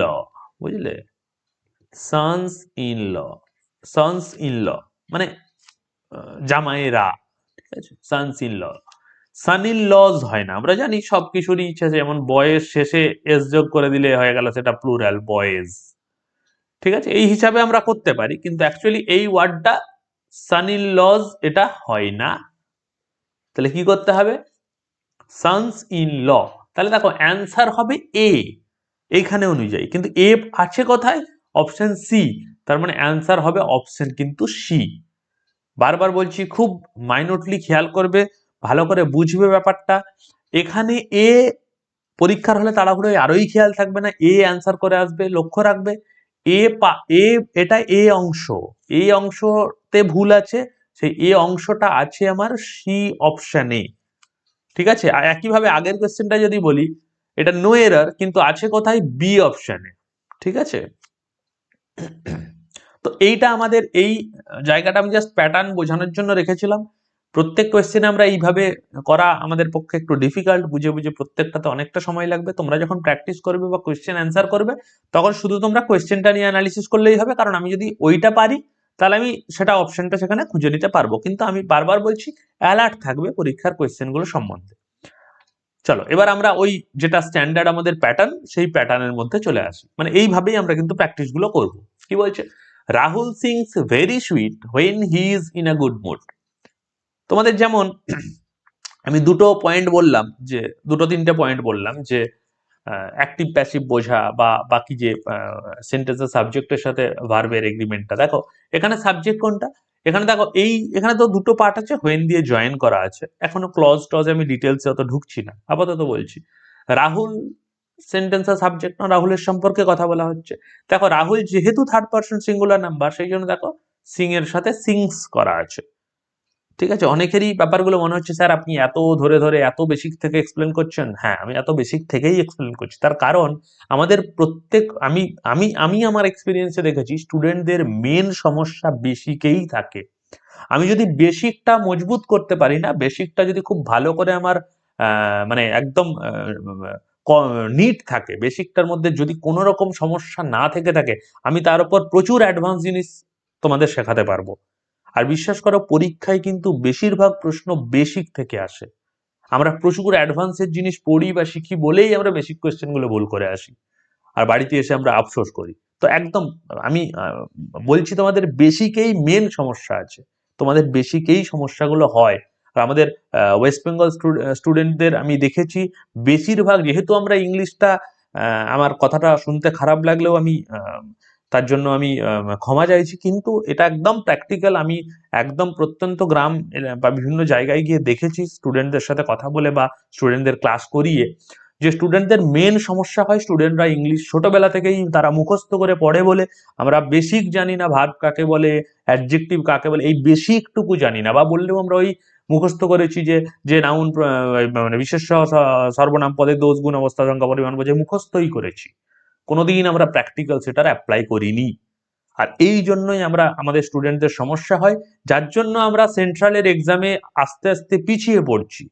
তার কারণ এটাই, কারণ এখন সেন্ট্রালের যে এক্সামগুলো হয়, আর তোমরা জানো staff selection commission, central staff selection কমিশনে প্রচুর রিক্রুটমেন্ট হচ্ছে, ঠিক আছে, ইয়ারলি প্রচুর পরীক্ষা হচ্ছে, কিন্তু তাতে আমরা পিছিয়ে পড়ছি এই কারণেই যে এখন কনসেপচুয়াল কোশ্চেন দিচ্ছে, আমরা পাচ্ছি না। ঠিক আছে, তার জন্য বলছি আমি একদম বেসিক থেকেই করাচ্ছি, যাতে তোমাদের এই বেসিক গুলোতেই সমস্যাগুলো ক্লিয়ার হয়। একটু অ্যাটেন্টিভলি ক্লাসগুলো করো। আমি এটুকু বলতে পারি, যদি কেউ মনোযোগ দিয়ে এই ক্লাসগুলোও করো তাহলেও তোমরা অনেকটা হেল্প পাবে যে কোনো এক্সামের জন্য। ঠিক আছে, তাহলে এই এটা গেল, এই অ্যানালিসিস গুলো তোমাদের করতেই হবে। বাড়িতে যদি অ্যানালিসিস গুলো করো, পরীক্ষার হলে ইজিলি অ্যান্সারটা করে আসতে পারবে। পরীক্ষার হলে কিন্তু গিয়ে যদি অ্যানালিসিস গুলো করতে বসো তাহলে সময় চলে যাবে। ঠিক আছে, তাহলে Rahul sings very sweet when he is in a good mood. সেন্টেন্সে আরেকটা জিনিস তোমরা লক্ষ্য করার চেষ্টা করবে, খুব গুরুত্বপূর্ণ বিষয়টা সেন্টেন্স, সেটা হচ্ছে যে সেন্টেন্সে প্রত্যেকটা যে আমাদের পার্টস অফ স্পিচ আছে না, আমরা ছোটবেলা থেকে পড়েছি পার্টস অফ স্পিচ আলটিমেট, বেশিরভাগ স্টুডেন্টই কিছু জানে না। আবার বলছি পার্সোনালি আমি কাউকে কিছু বলছি না, আমি জাস্ট ইন জেনারেল স্টেটমেন্টটা গুলো দিচ্ছি। হ্যাঁ, পার্টস অফ স্পিচে কি সমস্যা হয় আমাদের, আমরা বেসিক গুলো মানে ওই মুখস্থ করেছিলাম, তো আমরা ওই সেগুলোকে অ্যাপ্লাই করিনি বা কনসেপচুয়ালি বুঝিনি ব্যাপারগুলো। ঠিক আছে, আমাদের নাম্বার পাওয়াটা লক্ষ্য ছিল। তো যে কারণে আমাদের এই পার্টস অফ স্পিচ যে পড়েছি আমরা, নাউন, প্রোনাউন, অ্যাডজেক্টিভ, ভার্ব, এই যে বিষয়গুলো, এই বিষয়গুলোর অ্যাপ্লিকেশনগুলো আমাদের খুব জানাটা জরুরি। দেখবে এই অ্যাপ্লিকেশন জানলে না, আমাদের অনেকগুলো কোয়েশ্চেন, অনেকগুলো জায়গা, যেমন ক্লোজ টেস্ট বলো, ফিল ইন দ্য ব্ল্যাঙ্কস বলো, আমাদের প্রচুর জায়গা আমাদের এমনিই কভার হয়ে যায় এই অ্যাপ্লিকেশনগুলো যদি আমরা ভালোভাবে জেনে থাকি বা বুঝে থাকি। কিরম দেখো, ধরো একটা অ্যাডজেক্টিভ, অ্যাডজেক্টিভ কাকে বলছি, খুব সিম্পলি আমরা যদি বলি, আমরা ছোটবেলা থেকে পড়েছি, বাংলায় বলে বিশেষণ। বিশেষণ কি, অ্যাডজেক্টিভ কি না, যেটা বিশেষ্য বা সর্বনাম পদের দোষ, গুণ, অবস্থা, সংখ্যা, পরিমাণ এইসব বোঝায়। আমি যদি সিম্পলি একটু করে দিই তোমাদের, একটু সিম্পলিফাই যদি করি, আমি সহজে বলবো এটা কোয়ালিফাই করবে। কাকে কোয়ালিফাই করবে না, একটা নাউনকে বা নাউনের মতো কাউকে বা প্রোনাউনকে কোয়ালিফাই করবে। তাহলে কোয়ালিফাই করবে মানে কি, তার সম্পর্কে কথা বলবে, যাই হোক না কেন সে নাউন বা প্রোনাউনের সম্পর্কে কথা বলবে, বা নাউন প্রোনাউনের মতো কেউ থাকলে তার সম্পর্কে কথা বলবে। তা এইটুকু কনসেপ্ট যদি আমি বুঝতে পারি, তাহলে যদি কোনো জায়গায় দেখি এমন একটা ওয়ার্ড আছে, ধরো বললাম যে ব্যাড বয়, তাহলে আমি যদি এটা বুঝি যে এই এই আমি জানি না কিছু, ধরো আমি কিচ্ছু জানি না, আমি এটুকু বুঝলাম যে বয়টা নাউন, বয়টা মানে কারো নাম বোঝালেই নাউন, এটা তো সবাই জানি। তাহলে এই এই কথাটা, এই সে খারাপ, কাকে কি খারাপ, বয় খারাপ, খারাপ ছেলে। তাহলে ব্যাড, এই এটা কার সম্পর্কে কথা বলছে, বয় সম্পর্কে কথা বলছে। তাহলে এইটুকু যদি আমার কনসেপ্ট থাকে, তাহলেই তো আমি বলতে পারবো এটা অ্যাডজেক্টিভ। তার জন্য আমাকে ব্যাড ওয়ার্ডটা অ্যাডজেক্টিভ, গুড ওয়ার্ডটা অ্যাডজেক্টিভ মুখস্থ কেন করতে হবে, তাই না? আমি এইটুকু তোমাদের কনসেপ্ট চাইছি, এইটুকু কনসেপ্ট তোমাদের দিতে চাইছি, যাতে করে তোমরা এই জায়গাগুলোতে কোনো মুখস্থের দরকার নেই। আর গ্রামার পুরো পোর্শনটাই মুখস্থের দরকার নেই, তোমরা এই কনসেপ্ট ওয়াইজ পড়লেই তোমরা পারবে, তাই না? তো দেখো, তো এরম ভাবে প্রত্যেকটার হয়, অ্যাডজেক্টিভের হয়, অ্যাডভার্বের হয়। হ্যাঁ, অ্যাডভার্বের কিরকম হয়, অ্যাডভার্বের যেমন ধরো, অ্যাডভার্ব কাকে বলবো, যে একটা অ্যাডজেক্টিভকে এই একইভাবে কোয়ালিফাই করবে। কাকে কোয়ালিফাই করবে, একটা অ্যাডজেক্টিভকে, একটা ভার্বকে, বা আরেকটা অ্যাডভার্বকে। তাহলে আমি যদি কোনো ওয়ার্ড দেখি যেটা কি করছে, আমার এই তিনটে তিনটে ওয়ার্ডকে কোয়ালিফাই করছে, যেমন ধরো হি রানস ফাস্ট, সে দ্রুত দৌড়ায়, তাহলে দেখো এই ফাস্ট কথাটা আমি জানো, এটা তো ভার্ব বুঝলাম, দেখো ভার্বের সাথে এস বাই এস যোগ আছে। তাহলে সে দ্রুতটা কি, ফাস্টটা কি, সে ফাস্ট নাকি তার দৌড়ানোটা ফাস্ট? অ্যান্সার হবে ডেফিনেটলি, তোমরা বুঝতে পারছো দৌড়ানোটা ফাস্ট। তাহলে এটা কি ভার্ব, তাহলে ভার্বকে কোয়ালিফাই করছে কে, তাহলে এটা সরি, ভার্বকে কোয়ালিফাই করছে, তাহলে এটা কি, এটা হলো অ্যাডভার্ব। বললাম হি রানস ভেরি ফাস্ট, তাই তো? এবার very fast, he runs very fast, সেটা সে দ্রুত দৌড়ায়, খুব দ্রুত দৌড়ায়। তাহলে এই যে ভেরি কথাটা, খুব খুব দ্রুত, দ্রুতটা কাকে বলছি, রান কে বলছি না ফাস্ট কে বলছি? অ্যান্সার হবে ফাস্ট কে বলছি। দ্রুত, খুব দ্রুত, তাহলে এটা ফাস্ট কে বলছি। তাহলে এটা একটা অ্যাডভার্ব। অ্যাডভার্বের সম্পর্কে আরেকজন কথা বলছে, সেটা কে বলতে পারে? আরেকটা অ্যাডভার্ব বলতে পারে। ঠিক আছে, এই যদি কনসেপ্টটা আমি মাথায় রাখি, আমি তো যে কোনো জায়গা দেখলেই বুঝতে পারবো এই ওয়ার্ডটা এইখানে এইরকম ভাবে ব্যবহার হচ্ছে, তাহলে এটা এই ওয়ার্ড। এই কনসেপ্টটুকু দরকার। এই কনসেপ্টটুকুই আমরা বুঝি না, আমরা জানি না বলে বা অ্যাপ্লাই করি না বলে আমাদের এরর কারেকশন বা ইমপ্রুভমেন্টের মতো সহজ জিনিসগুলো আমাদের ছেড়ে আসতে হয় বা খুব কঠিন ভাবে করে আসতে হয়। ঠিক আছে, দেখো এইখানে এইটুকু যদি কনসেপ্ট রাখি, আমি এখানে অ্যান্সার করতে পারবো। দেখো কি বলছে, Rahul sings very sweet. Rahul খুব সুন্দর গান করে যখন কিনা সে when he is in a good mood, যখন সে একটা খুব ভালো মুডে থাকে। তারপর মুডটা নাউন তো, তাহলে দেখো গুড মুড এটা কি অ্যাডজেক্টিভ। এই যে কথাটা বললাম অ্যাপ্লাই করতে পারছি। রাহুল গান করে খুব সুন্দর ভাবে, দেখো এই যে সুইট কথাটা কাকে মিন করছে, দেখো মানে কাকে মিন করা উচিত। দেখো ওই যে বললাম, আবার বলছি, দেখো কনসেপ্ট বোঝো ভালো করে, ইন্টেনশন বোঝো আগে সেন্টেন্সের। সুইট মানে আমার মনে হতে পারে রাহুলকে মিন করছে, না, ইন্টেনশন কি, রাহুল গান করে খুব সুন্দর, রাহুলের গান করাটা খুব সুন্দর। তাহলে কোনটা সুন্দর বলতে চাইছি? বলতে চাইছি এই গান করাটা, তাই তো, গান করাটা সুন্দর। তাহলে গান করা যেটা বলেছি এটা কি ভার্ব তো, তাহলে ভার্বের সম্পর্কে কথা বলছে না, তাহলে এখানে কি অ্যাডভার্ব ডিমান্ড করছে তো। আর তুমি কি বসিয়ে রেখেছো, সুইট, এটা তো অ্যাডজেক্টিভ। তাহলে তুমি অ্যাডভার্ব প্লেস, মানে এই প্লেসটা অ্যাডভার্বের, আর তুমি বসিয়েছো অ্যাডজেক্টিভ, সেটা তো হওয়ার নয়, সেটা কখনো সম্ভব হবে, হবেই না। তাহলে তোমাকে কি করতে হবে, এটাকে অ্যাডভার্ব করতে হবে। এবার তুমি তো সুইটকে চেঞ্জ করে তো আর তুমি একটা মানে খারাপ কিছু বসিয়ে দিতে পারবে না, খুব একদম বাজে গান করে এরকম তো বলতে পারবে না, তোমাকে সুইটই রাখতে হবে। তাহলে সুইটেরই অ্যাডভার্ব ফর্ম দাও, তাহলে কি বলবো, ভেরি সুইটলি। দেখো এর জন্য আমার কোনো গ্রামার দরকার নেই, কোনো প্রচুর রুলস মুখস্থ করার একদম দরকার নেই। আর তুমি যদি হাজারটা রুলস মুখস্থও করো, তুমি এই কোশ্চেনের অ্যান্সার ভুল করে আসতে পারো। ঠিক আছে, কারণ এর তো কোনো রুলে দেওয়া থাকবে না যে সুইটটাকে তুমি সুইটলি করো, কেন করো। আমাকে বুঝতে হবে যে আমার সেন্টেন্সে প্রত্যেকটা জিনিসের একটা প্লেসমেন্ট আছে, সেই প্লেসমেন্টটা ঠিকঠাক হচ্ছে কিনা দেখাটা আমার দায়িত্ব। তো সেই দায়িত্বটুকু পালন করলেই কাজ হয়ে গেল। ঠিক আছে, বেশ, নেক্সট কোয়েশ্চেনে মুভ করি। আবার বলছি, তোমাদের যদি পার্টিকুলার মানে চ্যাপ্টার ওয়াইজ ক্লাস আমি নিয়ে আসবো ডেফিনেটলি, তাও যদি কারো মনে হয় যে স্যার ক্লাস দরকার, অবশ্যই সেটা কমেন্ট করে জানাও। আমি তোমাদের দেখি, তোমাদেরও ফিডব্যাকটা তোমাদের দরকার আছে কি না সেটাও দেখি। ঠিক আছে, নেক্সট। আর যদি কারো কোনো ডাউট বা কোনো কোয়ারিজও থাকে, সেটা তোমরা কমেন্ট করে জানাতে পারো। আর একটা কথা, আমাদের ক্লাসগুলো রেকর্ডেড যাচ্ছে। তোমাদের যদি মনে হয় স্যার লাইভ ক্লাস দিলে তোমাদের একটু বেশি উপকার হয় বা তোমাদের বেনিফিট বেশি হবে, সেটা একটু আমাকে জানিও কমেন্ট করে। আমি দেখবো, আমি অন্তত উইকলি একটা লাইভ একটা রেকর্ডেড এরকম ক্লাসটা আনার তাহলে চেষ্টা করব। ঠিক আছে, আবার বলছি পুরোটাই কিন্তু তোমাদের কমেন্টের উপর, তোমাদের ডিমান্ডের উপর আমি নিয়ে আসতে পারবো। তো সেটার জন্য তোমাদের একটু আমাদের বলতে হবে আমাকে যে এইরকম ক্লাস আমাদের দরকার বা এই জায়গাগুলো একটু দরকার। যদি মনে হয় এক্সপ্লেনেশন খুব কঠিন মনে হচ্ছে, দেখো তোমাদের যা ফিডব্যাক সেটা আমাকে দাও, কমেন্ট করে আমাকে জানাও। আমি প্রত্যেকের কমেন্ট চেক করি এবং পারলে রিপ্লাইও করি। রিপ্লাই যদি হয়তো সবসময় সম্ভব নাও হয়, আমি ডেফিনেটলি চেক তো করবোই বা পড়বই। তো আমি এটুকু বলতে পারি, আমি তোমাদের ওই ফিডব্যাকটার ওপর I will work on that, that is for sure. But তোমাদের সেই ফিডব্যাকটা আমাদের জানাও, আমি সেই হিসাবে কিন্তু তোমাদের ক্লাসগুলো নিয়ে আসবো। কিন্তু কেউ এরকম ভেবো না যে স্যারের সাথে ইন্টারাক্ট করতে পারছি না বা এ হচ্ছে না, এরকম ভাবার কোনো কারণ নেই। ঠিক আছে, আর এখানে তো তোমরা আমাদের হোয়াটসঅ্যাপ নাম্বার দেখতেই পাচ্ছ, কেউ যদি আমাদের এমনি পেড কোর্সে যদি জয়েনও করতে চাও, সেটার জন্য অলওয়েজ ওয়েলকাম। দেখো নেক্সট কোয়েশ্চেনে কি বলছে, he managed the company so well that it is made a huge profit that year. কি বলছে, সে এত সুন্দরভাবে কোম্পানিটাকে ম্যানেজ করেছে, এত সুন্দর, এখানে ম্যানেজ করা মানে কি, চালানো, এত সুন্দরভাবে কোম্পানিটা চালিয়েছে যে এটা একটা এই বছর একটা হিউজ প্রফিট করেছে। দেখো ওই আবার বোঝো, দেখো প্রথম থেকে যেগুলো বলেছি আবার কাজে লাগানোর চেষ্টা করো। প্রথম বোঝো ইন্টেনশন, সে কোম্পানিটাকে এত সুন্দরভাবে ম্যানেজ করেছে বা চালিয়েছে যে সেটা একটা হিউজ প্রফিট করেছে, তাই বলতে চাইছি।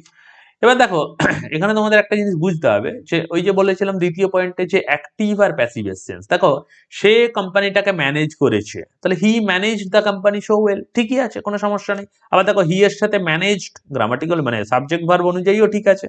এবার যদিও এটাকে আমাদের ক্লজ করা আছে, এবার এই পার্টটাতে যদি আসো, আমি এই পার্টটাতে একটু ভাবি, ইট ইজ মেড, এখানে ইট কার কথা বলছি? কোম্পানিটাকে মিন করছে ইট। এবার দেখো কোম্পানিটা প্রফিট করেছে এরকম তো বলছি না, কোম্পানিটাকে দিয়ে প্রফিট করানো হয়েছে এরকম তো বলছি না, কোম্পানিটা প্রফিট করেছে, তার মানে আমার এই সেন্সটা কি অ্যাক্টিভ সেন্স না? ভালো করে বুঝবে, এইখানে এই সেন্সটাও কিন্তু অ্যাক্টিভ সেন্স, ঠিক আছে? তো এইখানে এই কথাটা দেখো প্যাসিভ সেন্সে দেওয়া আছে, ইট ইজ মেড, তাহলে ইট ইজ মেড কেন বলবো? আমি তো এটা বলছি না যে এটা করানো হয়েছে এরকম তো বলছি না, এটা প্রফিট করেছে মানে কোম্পানিটা প্রফিট করেছে, অ্যাক্টিভ সেন্স। তাহলে অ্যাক্টিভ সেন্স যদি হয় তাহলে তুমি আবার এখানে ইট ইজ মেড করছো কেন? ইট মেড বললেই তো এনাফ, তাই না? আবার বলছি, অনেকের সহজ মনে হতে পারে, অনেকের খুব কঠিন মনে হতে পারে, ঠিক আছে? এক্সপ্লেনেশনটা বোঝার চেষ্টা করো, জানার চেষ্টা করো, ওয়েটা বোঝার চেষ্টা করো, সবচেয়ে বড় কথা। যাদের খুব সহজ মনে হচ্ছে তাদের জন্য বলি, একটু দেখো পদ্ধতিগুলো, এখানে এখানে এই সহজ ভাবে আসছে মানে এই পরীক্ষায় সহজ আসবে তার কোনো মানে নেই। আবার এটাও ঠিক, এখানে আমি বেশিরভাগ যে প্রশ্ন দিচ্ছি বিভিন্ন পরীক্ষায় আসা প্রশ্ন, কিছু প্রশ্ন সহজ থাকে, কিছু প্রশ্ন কঠিন থাকে, মিলিয়ে মিশিয়ে থাকে। আমি চেষ্টা করেছি যেহেতু আমাদের প্রথম ক্লাস ডিসকাস হচ্ছে সেহেতু একটু সহজের মধ্যে রাখার, যাতে করে তোমাদেরও বুঝতে সুবিধা হয়, ঠিক আছে? না, তো এখানে কি বললাম যে এখানে প্যাসিভ সেন্সের কোনো দরকার নেই, তাহলে অ্যান্সার কি হবে? অপশন বি, ঠিক আছে? শুধু দেখো আমাদের পরীক্ষার হলে কিন্তু শুধু পার্টটা আইডেন্টিফাই করলেই হবে। আচ্ছা, এগুলো যদি আমি অ্যান্সার না বলে থাকি তাহলে একটু দেখে নাও, এটাও অ্যান্সার বি, এটাও অ্যান্সার হবে এ, এটা বলেছিলাম, বেশ, ঠিক আছে? চলো নেক্সট কোয়েশ্চেনে মুভ করি। একইভাবে দেখো কি এখানে বলছে, my tailor is made some very stylish dresses for me as well as for my daughter.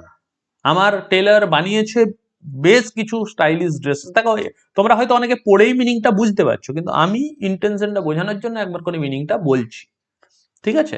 My tailor is made some very stylish dresses for me as well as for my daughter, আমার জন্য এবং সাথে সাথে আমার মেয়ের জন্য, very stylish dresses, ঠিক আছে? তো দেখো টেলার বানিয়েছে না কি বলছি, টেলারকে দিয়ে বানানো হয়েছে বা টেলার কে বানানো হয়েছে, এখানে এখানে দেখো একইভাবে tailor, my tailor is made, ওই দেখো অ্যাক্টিভ প্যাসিভ সেন্স। বললাম না, এইটুকু কাজে লাগালেই পরীক্ষায় অনেক কোয়েশ্চেন অ্যান্সার করা সম্ভব, এবং এগুলো আমার মন গড়া প্রশ্ন নয়, বেশিরভাগই প্রশ্ন পরীক্ষায় আসা, টায়ার 1 টায়ার 2 অব্দি প্রশ্ন আছে, টায়ার 2 তেও এরকম প্রশ্ন পড়েছে। তো দেখো টেলার বানিয়েছে, আমরা জেনারেলি কি বলি যে টেলার, যেমন আই এট, আমরা বলি না আমি খেয়েছি, বা হ্যাঁ আমি খেয়েছি, হি এট সে খেয়েছে, তাহলে আই মেড আমি বানিয়েছি, তাহলে কি বলবো? হি মেড, তাই তো, সে বানিয়েছে। তাহলে আই অ্যাম মেডও যেমন বলছি না, হি ইজ মেডও তো বলছি না, তাহলে হি এর জায়গায় তো এখানে কি বসেছে? মাই টেলার বসেছে, আমার টেলার।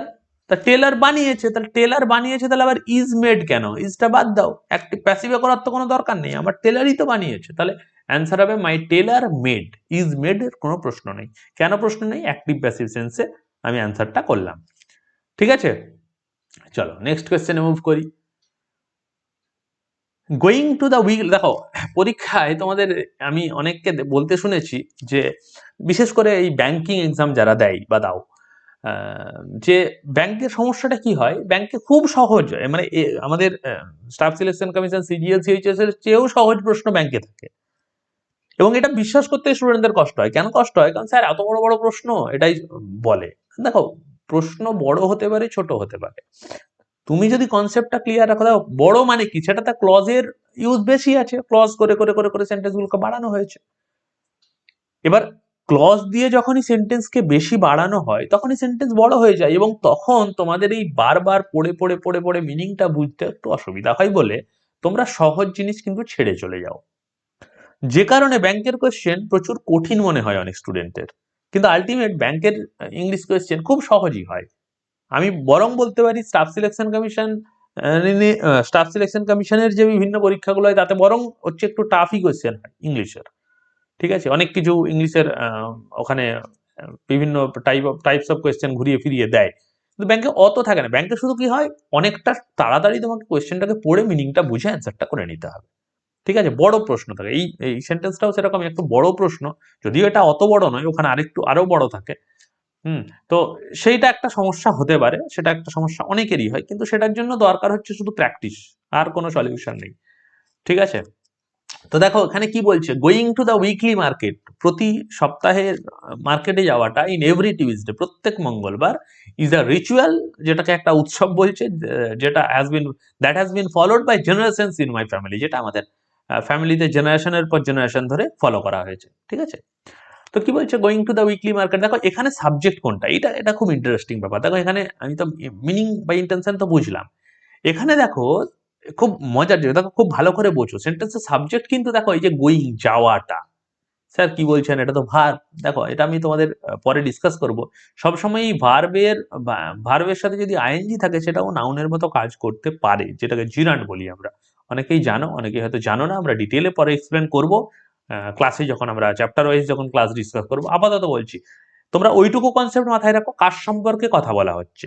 কার সম্পর্কে কথা বলা হচ্ছে এখানে, গোয়িং মানে ওই বাজারে যাওয়াটা, going to the weekly market. এবার দেখো এই কথাটা যদি সাবজেক্ট হয়, দেখো ভার্ব কিন্তু এখানে কোথাও নেই, দেখো to the weekly market in every Tuesday, কোথাও ভার্ব নেই কিন্তু। মনে হতেই পারে সেন্টেন্সে ভার্বটা মিসিং, হতেই পারে। দেখো এটা যদি হতো তাহলে কিন্তু একটা এরার। তাহলে দেখো তারপরেই একটা ইজ দেওয়া আছে, তাহলে আমি দেখতে পাচ্ছি এই গোয়িং এর সাথে এই ইজটা কিন্তু রিলেশন এস্টাবলিশ করছে, তাহলে এইখানে সাবজেক্টের সাথে ভার্ব বসলো। এই যে এক্ষুনি তোমাদের প্রথমের দিকে বলছিলাম ভিডিওটা শুরুর দিকে, যে সাবজেক্টের সাথে ভার্বকে আসতেই হবে, একটা সাবজেক্টের সাথে আরেকটা ভার্ব, একটা মিনিমাম ভার্ব আসবেই। এই ভার্বটাকে আইডেন্টিফাই করাটা খুব জরুরি। যদি না আইডেন্টিফাই করতে পারো না, তাহলে এরর কারেকশন করা সত্যিই খুব ডিফিকাল্ট। তার জন্য বারবার বলছি, একদম আমরা সবাই প্র্যাকটিস করি এরর কারেকশন করছি, এরর কারেকশন করছি না, এই জিনিসগুলো প্র্যাকটিস করো, ভার্বটাকে আইডেন্টিফাই করো, সাবজেক্টের সাথে ভার্বের রিলেশনটা এস্টাবলিশ করার চেষ্টা করো, এই প্র্যাকটিসগুলো করো। তাহলে going to the weekly market মানে গোয়িংটা সাবজেক্ট, তার সাথে ভার্ব এখানে আছে, তাহলে আপাতত কোনো এরর দেখছি না। মানে আমি যেটুকু শিখেছি তার উপর বেশ করে বলছি। দ্যাট হ্যাজ বিন ফলো, এখানে দ্যাটটা কার কথা বলা হচ্ছে, যেটা এতদিন ধরে ফলো করা হচ্ছে, তাহলে এই যাওয়াটাকে বলছে, তাহলে সেটা সিঙ্গুলার হিসেবেই ট্রিট করছি, যার জন্য দেখো হ্যাজ বিন ফলোড দেওয়া আছে। যদি প্লুরাল হতো তাহলে হ্যাভ বিন হতো, পাস্টে হলে হ্যাড বিন হতো। এবার যেহেতু এটা একটা হ্যাবিট মিন করছে, প্রেজেন্টেই রাখাটা ভালো। By generations in my family, আমাদের ফ্যামিলিতে বছরের পর বছর, মানে এই সরি জেনারেশনের পর জেনারেশন ধরে।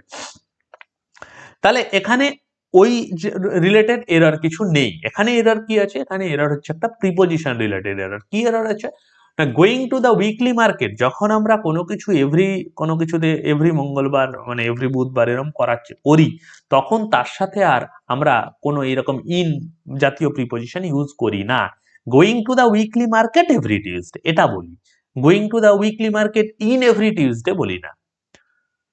এবার টিউসডের জায়গায় ওয়েনেসডে থাকতে পারে, থার্সডে থাকতে পারে, ফ্রাইডে থাকতে পারে, কোনো সমস্যা নেই। কিন্তু এভরি টিউসডে এই জাতীয় কথা যখনই বলা হচ্ছে, তার সাথে কোনো প্রিপোজিশন আর ইউজ হবে না। তাহলে প্রিপোজিশন রিলেটেড এরর এটা, ইনটা হবে না, অ্যান্সার হবে তাহলে অপশন এ নয় কিন্তু, হ্যাঁ অপশন বি। ঠিক আছে, যেমন এক্ষুনি বললাম, দেখো এগুলো তো একটা পদ্ধতি, তার বাইরেও তো প্রচুর এরর হয়, প্রিপোজিশন রিলেটেড, টেন্স রিলেটেড, এগুলোও তো হয়। ঠিক আছে, তো সেগুলো আমরা একটা এক করে শিখবই, বা এই যে দেখছি বা শিখছি, বা এইগুলো একটা, এই যে বলেছিলাম ক্লাসে নোটবুক, একটা নোট আর একটা পেন নিয়ে বসতে, কেন, যেগুলো দেখছো সেগুলো ক্লাসগুলো নোট করে নিতে পারবে। ঠিক আছে, next, the recruiters were pleased, দেখো এই যে এক্ষুনি বলছে the recruiters were pleased to John's domain knowledge and personality, রিক্রুটার্সরা প্লিজড হয়েছিল জনের নলেজ পার্সোনালিটি দ্বারা। আগে মিনিং এ যাই, রিক্রুটার্স প্লিজড হয়েছিল to John's domain knowledge and personality, তার যে বিষয়টাই জ্ঞান এবং তার যে পার্সোনালিটি, সেটাতে রিক্রুটার্সরা খুব প্লিজড হয়েছিল। তাহলে দ্য রিক্রুটার্স প্লুরাল, তার সাথে দেখো এই জন্য প্যাসিভ ফর্ম করা হয়েছে, কারণ এখানে প্যাসিভ সেন্সকেই ডিনোট করছে, রিক্রুটার্সরা প্লিজড হয়েছিল, তাই তো। তাহলে প্যাসিভ সেন্স ডিনোট করছে, তাহলে প্যাসিভ সেন্স ডিনোট করছে মানে যেহেতু এটা প্লুরাল, সেই জন্য এখানে ওয়্যার হয়েছে আর এখানে প্লিজড হয়েছে, প্যাসিভ ফর্ম প্লিজড। দেখো আমরা সবাই খুব ছোটবেলা থেকে শিখেছি, এটা খুব বেসিক এরর, একদম আমাদের খুব জানা চেনার মধ্যে এরর, হয়তো অনেকের নোটিশ হয়নি, তার একটা কারণ আছে আমি বলছি। এইখানে যদি এই যে এই পার্টটাকে যদি এখানে এই স্ল্যাশ দিয়ে বি না দিত, তোমরা অনেকেই এটার অ্যান্সার করতে পারতে। এখানে কেন পারি না, কারণ দেখো এই প্লিজড আর টু এর মধ্যে একটা স্ল্যাশ করে দেওয়া আছে, তো সেন্টেন্স দেখার সময় খুব মাইনে। আমরা সবাই জানি প্লিজড এর সাথে অ্যাপ্রোপ্রিয়েট প্রিপোজিশন উইথ হয়, আমরা জানি প্লিজড উইথ বলি আমরা, তাই না, আমরা কমন এমনি কথা বলার ক্ষেত্রেও আমরা ইউজ করি প্লিজড উইথ। আবার এরকমও বলি স্যাটিসফাইড উইথ, এটাও হয় স্যাটিসফাইড উইথ। তাহলে এগুলো হচ্ছে অ্যাপ্রোপ্রিয়েট প্রিপোজিশন, এটার সাথে এটা হয়। ঠিক আছে, যদি এখানে এই স্ল্যাশটা না করা থাকতো তোমাদের হয়তো বুঝতে পারতে, কিন্তু যেহেতু একটা স্ল্যাশ করে দিচ্ছি আমরা কি পড়ার সময় ওখানে একটু থেমে যাই, একটু থমকে যাই, কিন্তু থমকে যাওয়ার কোনো যুক্তি নেই। আমাদের পুরো লাইনটাই একটা সেন্টেন্স। তো যদি কারো মনে হয় যে স্যার আমি স্ল্যাশগুলো নিয়ে এখন ভাববো না, তাহলে পুরো সেন্টেন্সকেই পড়ো না, কি সমস্যা আছে? পুরো সেন্টেন্সটা পড়লাম, ভুলটা আইডেন্টিফাই করতে পারলাম, সেই পার্টটাই এরর, তখন পার্টটাকে নিয়ে ভাববো। ঠিক আছে, তাহলে এখানে অ্যান্সার হবে অপশন সি কিন্তু, হ্যাঁ option C, the recruiters were pleased with John's domain knowledge and personality.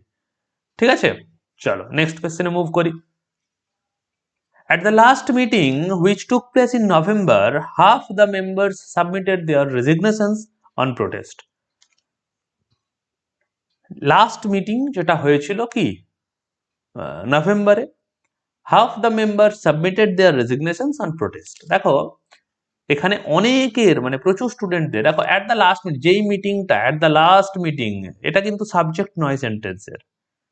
At the last meeting দেখো which took place in November, half the member submitted their resignations on protest. দেখো এখানে অনেকের মনে হয়, অনেকে এটা অ্যান্সার করেও এসেছিল, এই হাফ দ্য মেম্বার্স, আমরা জানি হাফ অফ দ্য মেম্বার্স বলি আমরা, তাই না? Half of the members, sir half of the members তো একদম পড়ে এসেছি আমরা ছোটবেলা থেকে, কিন্তু হাফ দ্য মেম্বার্স কথাটাও, এই দুটো কথাই কিন্তু কারেক্ট, দুটো কথাই কারেক্ট, দুটোই বলা যায়। হাফ অফ দ্য মেম্বার্স বললেও ভুল কিছু নয়, হাফ দ্য মেম্বার্স বললেও ভুল কিছু নয়, দুটোই বলা যায়। ঠিক আছে, কিন্তু যেটা বলা যায় না, দেখো এইখানে যে দেয়ার কথাটা, এটা কাকে মিন করছে? এই হাফ দ্য মেম্বার্স কে মিন করছে। তাহলে এটা যেহেতু প্লুরাল, মেম্বারদের মধ্যে অর্ধেক, মানে সেটাকে প্লুরাল সেন্সেই বলে, সেই জন্য দেয়ার হতেই পারে, দেয়ার রেজিগনেশনস। এখানে অন প্রোটেস্ট হয় না, প্রোটেস্টে কোনো কিছু করতে গেলে আমরা বলি ইন প্রোটেস্ট, বুঝলে? কোনো কিছুর প্রতিবাদে আমরা যখন কোনো কিছু করি ইন প্রোটেস্ট বলি। তোমরা যদি দেখবে বিভিন্ন জায়গাতে পড়েছি, ওই নাইট উপাধি ত্যাগ করেছিলেন রবীন্দ্রনাথ ঠাকুর কিসে? জালিয়ানওয়ালাবাগ হত্যাকাণ্ডের প্রতিবাদে। ঠিক আছে, তো ওখানেও দেখবে যদি কেউ ইংলিশ মিডিয়ামে পড়ে থাকো বা কিছু, তাহলে সেখানে দেখবে লেখা আছে ইন প্রোটেস্ট। ঠিক আছে, তো কোনো কিছুর বিরুদ্ধেই বলতে গেলে আমরা ইন প্রোটেস্ট বলি, অন প্রোটেস্ট বলি না। ঠিক আছে, তাহলে অ্যান্সার কি হবে? Option D. ঠিক আছে, চলো নেক্সট কোয়েশ্চেনে মুভ করি। The recently hike in the price of petroleum products will hit household budgets severely. এই যে হঠাৎ করে যে রিসেন্টলি যে আমাদের হাইকটা হলো কি পেট্রোলিয়াম প্রোডাক্টস এর দামে, সেটা কি করছে? Will hit household budget severally, সেটা হিট করবে আমাদের যে হাউস হোল্ড, আমাদের যে এমনি পারিবারিক যে বাজেট, পারিবারিক বাজেট মানে ধরো কারো, আমার ফ্যামিলিতে ধরো ইনকাম হচ্ছে 5,000 রুপিস, তার জন্য ধরো আমার অফিস যাওয়া আসার জন্য আমার আগে ধরো 200 রুপিসের তেল লাগতো পেট্রোল, এখন ধরো আমার পেট্রোলের দাম বেড়েছে, আমি তো আর কিলোমিটারটা আমার কমে যায়নি, আমার ওটা সেম আছে, তাহলে আমার ধরো 200 টাকার তেলটা এখন লাগছে ধরো 500 টাকার তেল, তাহলে আমার খরচা বেড়ে গেল, তাই না? এইটাকে বলতে চাইছে হাউস হোল্ড বাজেট সেভারেলি, মানে বেশ ভালো রকমই হিট করবে। তাহলে দেখো এইটা তো গেল ইন্টেনশন, বুঝলাম। সাবজেক্ট কোনটা? সাবজেক্ট হচ্ছে হাইক, এই যে বৃদ্ধিটা, এটাকে মিন করা হচ্ছে। আবার বলছি সাবজেক্ট কাকে বলবো? সাবজেক্ট বলবো সেন্টেন্সে যেটা যার সম্পর্কে কিছু বলা হচ্ছে সেটা হলো সাবজেক্ট। খুব ভালো করে বুঝবে, একদম কনফিউজড হবে না। কার সম্পর্কে কথা বলছে? হাইকটা সম্পর্কে কথা বলা হচ্ছে, তাহলে এটাই সাবজেক্ট। এবার দেখো এটা সাবজেক্ট মানে কি? এটা সাবজেক্ট নাউন বা প্রোনাউন হতে পারে, তাহলে এটা নাউন, বৃদ্ধি পাওয়াটাকে মিন করছে। তাহলে নাউন, এই যে কথাটা এবার বলছি রিসেন্টলি, এইটা আমি আপাত দৃষ্টিতে বলছি, এই মানে এই যে মানে এই রিসেন্ট যে বেড়েছে তার কথা বলছি তো। ঠিক আছে, তাহলে এই যে কথাটা বলছি এটাই হাইককে মিন করছে বা হাইককে কোয়ালিফাই করছে। তাহলে নাউনকে কোয়ালিফাই, আমি এক্ষুনি পড়লাম, নাউনকে কোয়ালিফাই কে করতে পারে? নাউনকে কোয়ালিফাই করতে পারে অ্যাডজেক্টিভ। কিন্তু তুমি এখানে তার মানে এই প্লেসটা কিসের প্লেস হয়ে গেল? এই প্লেসটা অ্যাডজেক্টিভের প্লেস। কিন্তু তুমি এখানে কি করেছো, তুমি এখানে বসিয়ে রেখেছো একটি অ্যাডভার্ব। রিসেন্টলিটা অ্যাডভার্ব, তাহলে এখানে কি করতে হবে, রিসেন্টলি করা যাবে না, তাহলে এখানে কি করতে হবে, এখানে তোমাকে করতে হবে অ্যাডজেক্টিভ। তাহলে অ্যাডজেক্টিভ কি করব, অ্যাডজেক্টিভ করলে হবে এটা recent, recent hike in the petroleum products. ঠিক আছে। আবার ওই যে বলছি যে প্লেস, একটা সেন্টেন্সে প্রত্যেকটা ওয়ার্ডের একটা প্লেস থাকে, তুমি সেই প্লেস ছাড়া কোনো ওয়ার্ডকেই বসাতে পারবে না। সেই প্লেসটা আমাকে বুঝতে হবে, এবং সেই প্লেসটাকে যদি আমি আইডেন্টিফাই করতে পারি তাহলে কিন্তু আমাদের অনেক জায়গা আমরা খুব ইজিলি ক্যাচ করতে পারবো। ঠিক আছে, নেক্সট কোয়েশ্চেনে মুভ করি। এখানে কি বলছে, The jury was not able to reach final conclusion about who was the best singer in the final round of Indian Idol. এই কিছুদিন আগেই ইন্ডিয়ান আইডলের ফাইনাল গেল, তোমরা সবাই জানো বা যারা দেখেছো। তো জুরি মানে হচ্ছে, তোমরা দেখবে বিভিন্ন, আগে হতো এখনো হয় বিভিন্ন জায়গাতে দেখবে, রুস্তম মুভি যদি তোমরা দেখো সেখানেও দেখবে জুরি কনসেপ্টে, মানে অনেকগুলো গ্রুপ অফ মেম্বার্স দিয়ে বিচার করা হয়। সারেগামাপা যদি বিভিন্ন অনুষ্ঠান দেখো হিন্দি, তাতে দেখবে জুরি মেম্বার্স আছে।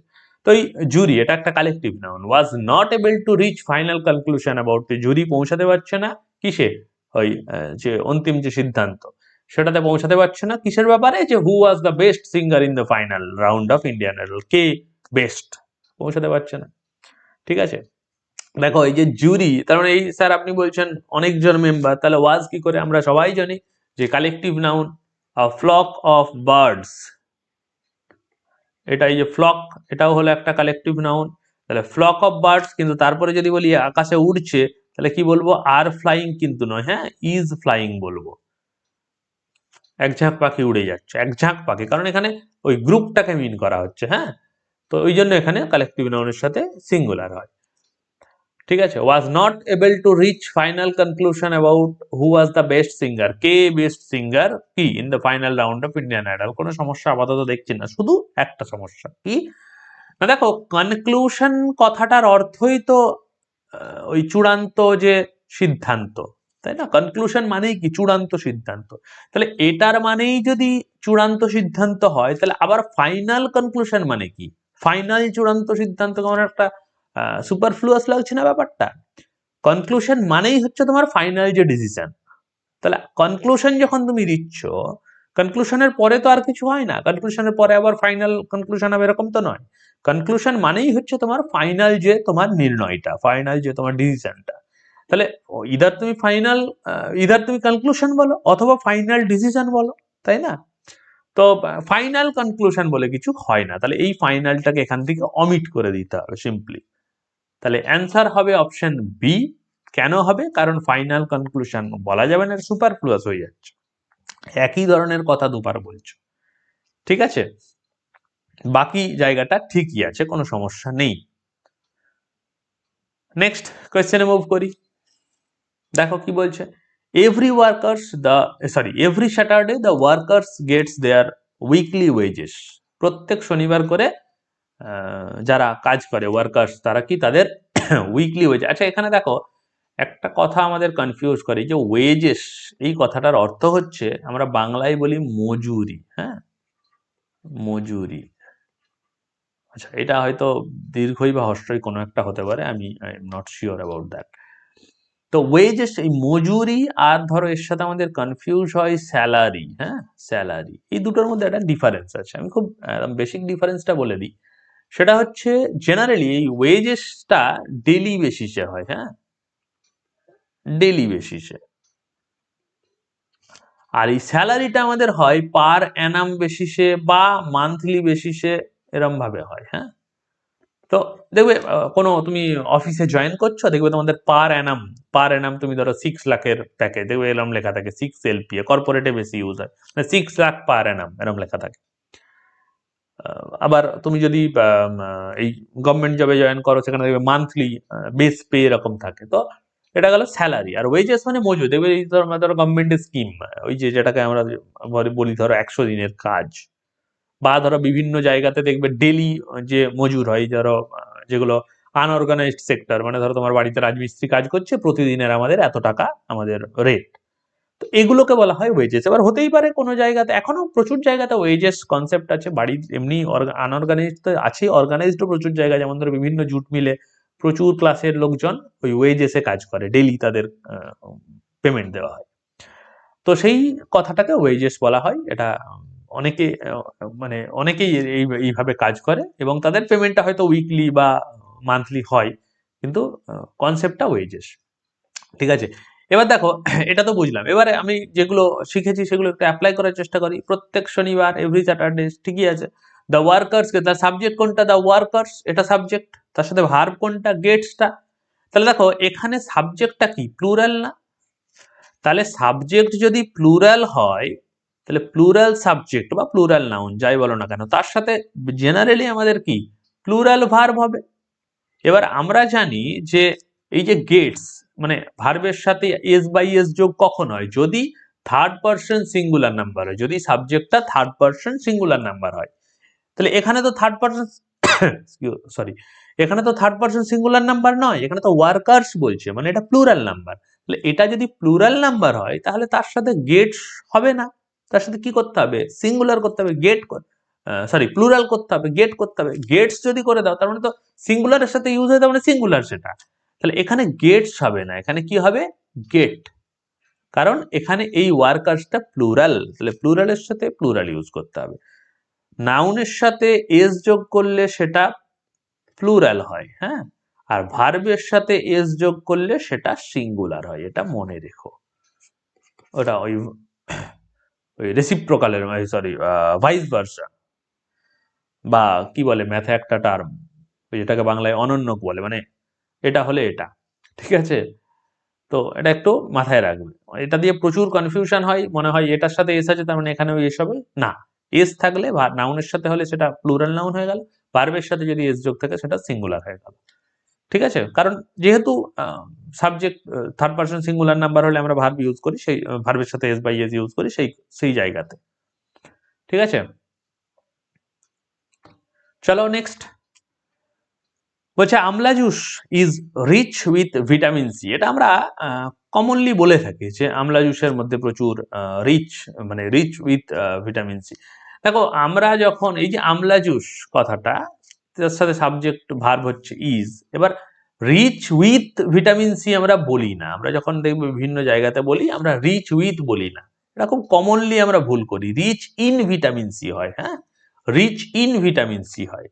ঠিক আছে, কোনো মানে এখানে রিচ ইন বলতে কি বোঝাচ্ছে? এখানে রিচ ইন বলতে বোঝাচ্ছে প্রচুর আছে, প্রাচুর্যতা বোঝাচ্ছে, প্রচুর পরিমাণে ভিটামিন সি আমলা জুসের মধ্যে আছে, এটা বলতে চাইছে। তো এই প্রচুর পরিমাণে আছে বোঝাতে আমরা রিচ ইন ব্যবহার করি, না তো কি রিচ উইথ।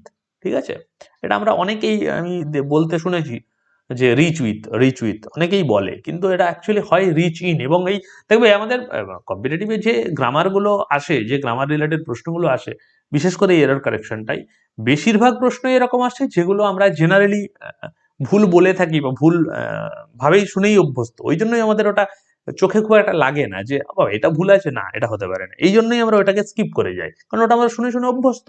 আর এই জায়গা থেকেই বেশি এরর গুলো কিন্তু দেয়। ঠিক আছে, চলো নেক্সট। এটা খুব ভালো প্রশ্ন। বলছে bacteria are single celled organisms that can reproduce on its own. Bacteria কি না, এরা হলো একটা সিঙ্গেল সেলড অর্গানিজমস, মানে ওই এককোষী organisms, that can reproduce on its on. দেখো এখানে অনেকগুলো জায়গা ডিসকাস করার আছে। কিরকম? দেখো এইখানে এইটা হলো সাবজেক্ট, তাহলে সাবজেক্ট আপাত দৃষ্টিতে আমি দেখতে পাচ্ছি এটা সিঙ্গুলার, তাহলে তার সাথে ভার্ব হয়ে গেল আর, তার মানে এটা একটা আমার খটকার জায়গা, তাই না?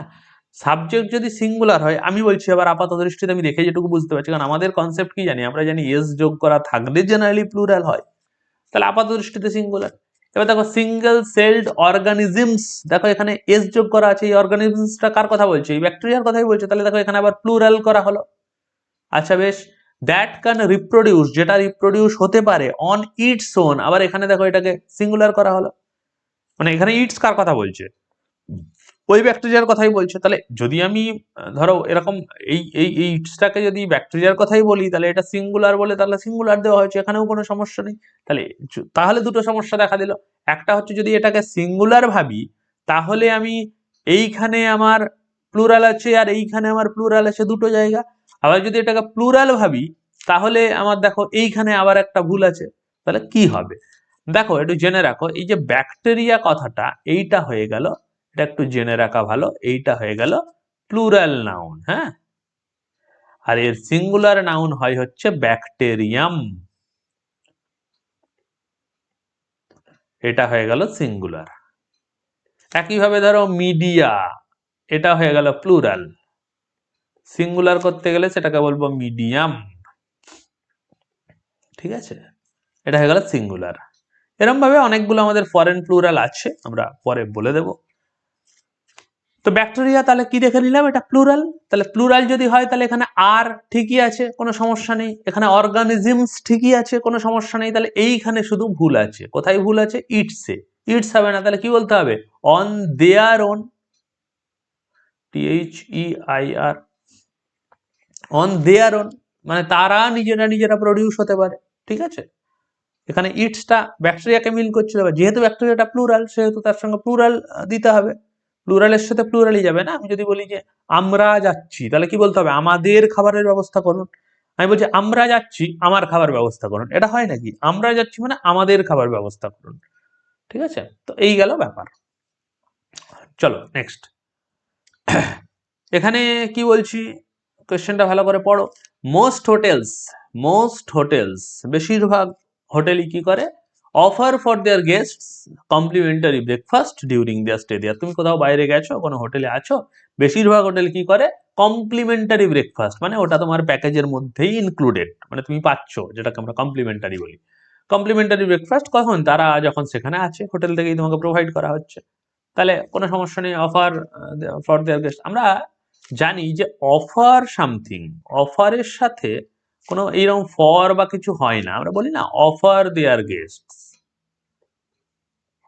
অফার ফর দেয়ার গেস্ট আমরা বলি না। আই অফার্ড হিম, এরকম বলি তো আমরা। আই অফার্ড এ বুক, নাকি বলি আই অফার্ড টু হিম আ বুক, এরকম তো বলি না। বা আই অফার্ড ফর এ বুক, এরকম তো বলি না। আই অফার্ড আ বুক, আমি একটা বই অফার করলাম, এরকম বলি আমরা। অফার্ড এর সাথে এরকম ফর হয় না, মানে অফার বা অফার, পাস্ট বলো প্রেজেন্ট বলো, কোনোটাতেই সমস্যা নেই, তার সাথে আর ফর প্রিপোজিশনটা হবে না। ঠিক আছে, ক্লিয়ার?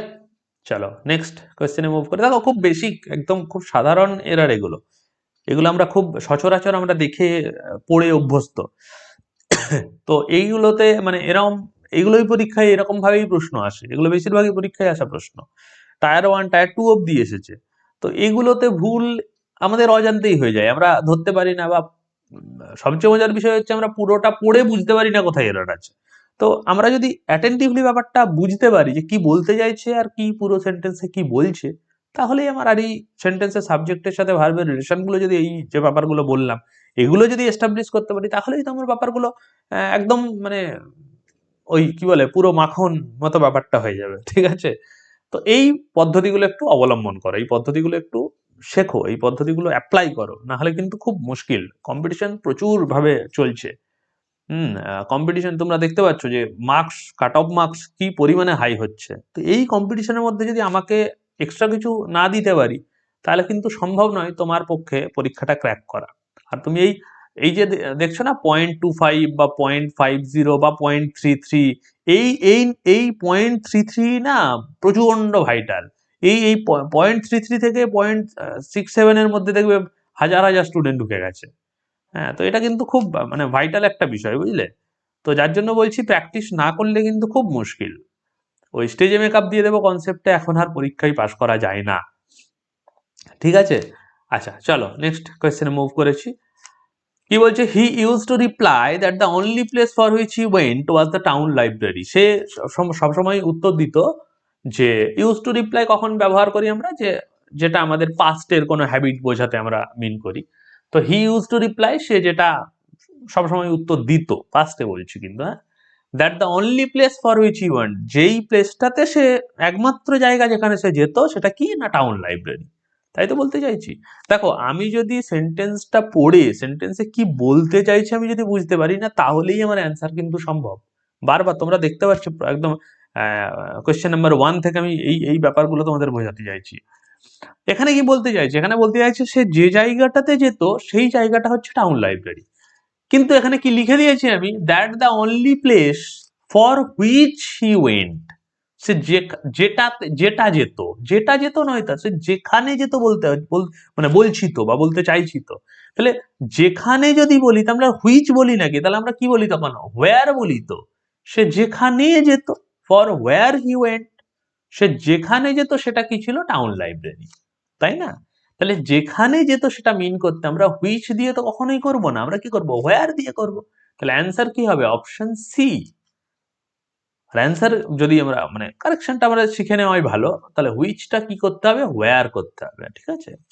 আচ্ছা, আগের গুলো অ্যান্সার যদি না বলে থাকি, দেখতেই পাচ্ছ, তাও বলে দিই, এটা বি হয়েছিল অ্যান্সার, এইখানে সি হয়েছিল অ্যান্সার, এখানে রিচ ইন মানে বি পার্টে আছে, বি হয়েছিল অ্যান্সার, এখানে গেট এটা বি হয়েছিল অ্যান্সার, এটা এ অবধি করেছিলাম, ঠিক আছে, দেখতেই পাচ্ছ, তাও জাস্ট আমার উচিত করে দেওয়া।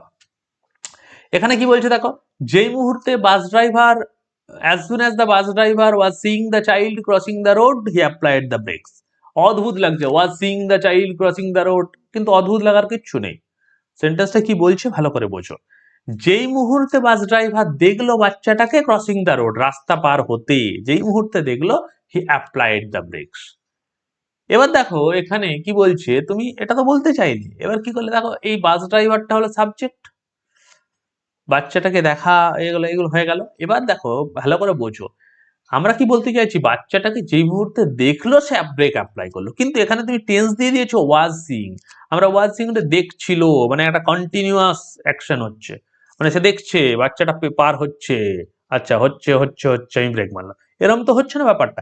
যেই মুহূর্তে বাচ্চাটা পার হতে দেখলো সেই মুহূর্তেই ব্রেক অ্যাপ্লাই করলো, তুমি বলছো তুমি পাস্ট ইনডেফিনাইটে, লিখছো তুমি পাস্ট কন্টিনিউয়াসে, এটা তো হওয়ার নয়, ঠিক আছে। তাহলে কি বলতে চাইছো তুমি, যেই মুহূর্তে বাচ্চাটাকে দেখলো, তাহলে দেখলো যদি বলছো পাস্টে, তাহলে ওয়াজ সিইং দিচ্ছ কি করে, তাহলে কি দেব, স দেব, পাস্টে তো।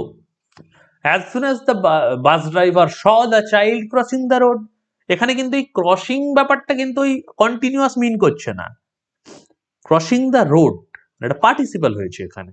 তাহলে এখানে কিন্তু এই ক্রসিংটাকে নিয়ে কনফিউজ হওয়ার কোনো যুক্তি নেই, ঠিক আছে। যেই মুহূর্তে সে দেখলো, মানে দেখলো আর ব্রেক অ্যাপ্লাই করলো, এটা বলতে চাইছি। দেখছিল অনেকক্ষণ ধরে ঘটছে একটা কিছু, এরকম তো নয়, কন্টিনিউয়াস কোনো ইভেন্ট নয়, ঠিক আছে।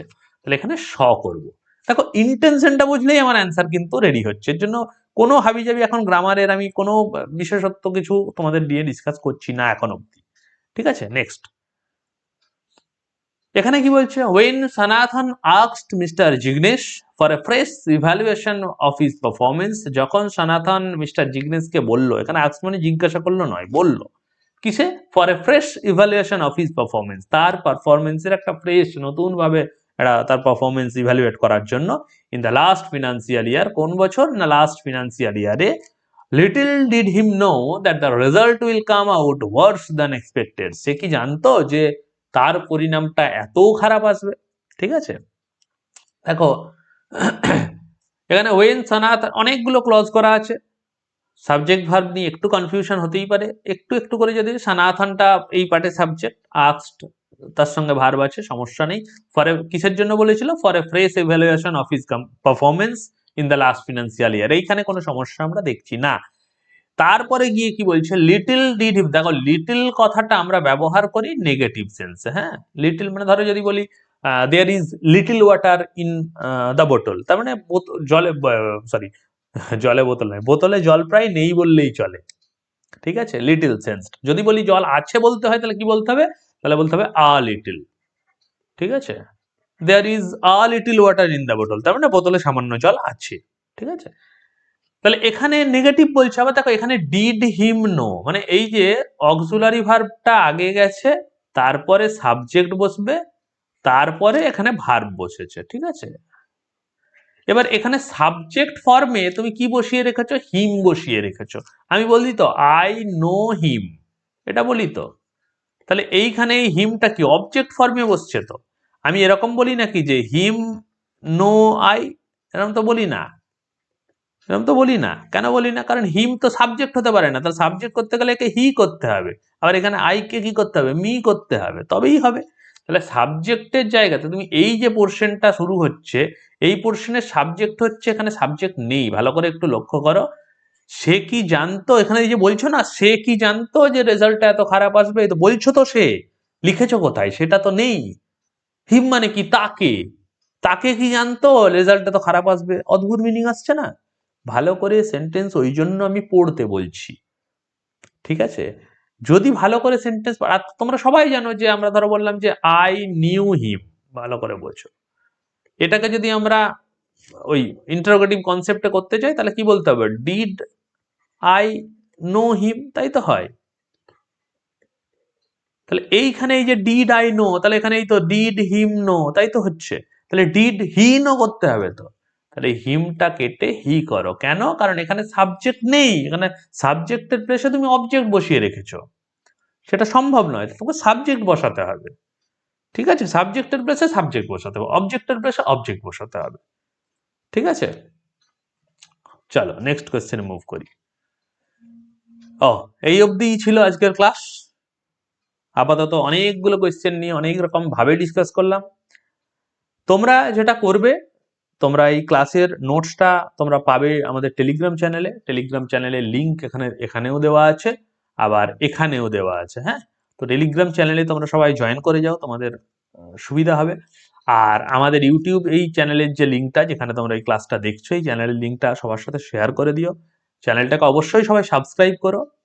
আর আর একটা ইম্পর্টেন্ট ব্যাপার, সেটা হচ্ছে আমরা ফেসবুক আর ইনস্টাগ্রাম পেজটাকে তোমরা সবাই ফলো করে রেখো। কারণ আমরা কিন্তু ওখানে ডেলি বেসিসে কিছু কোয়েশ্চেন্স আপলোড করি।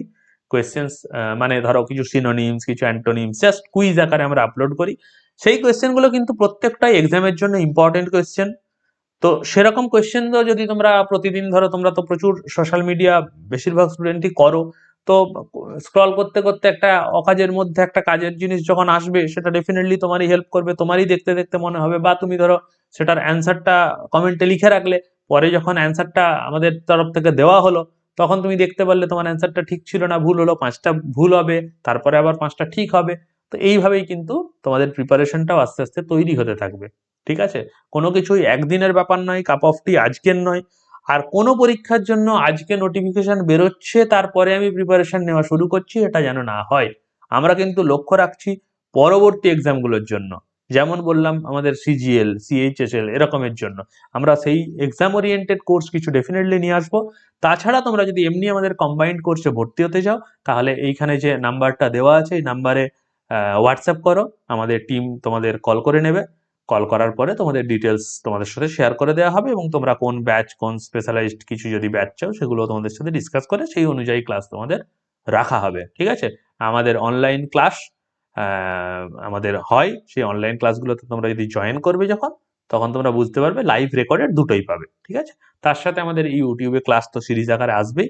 যদি তোমাদের মনে হয় কোনো জায়গা বুঝতে পারছি না, তাহলে সেটা কমেন্ট করে অবশ্যই জানাও।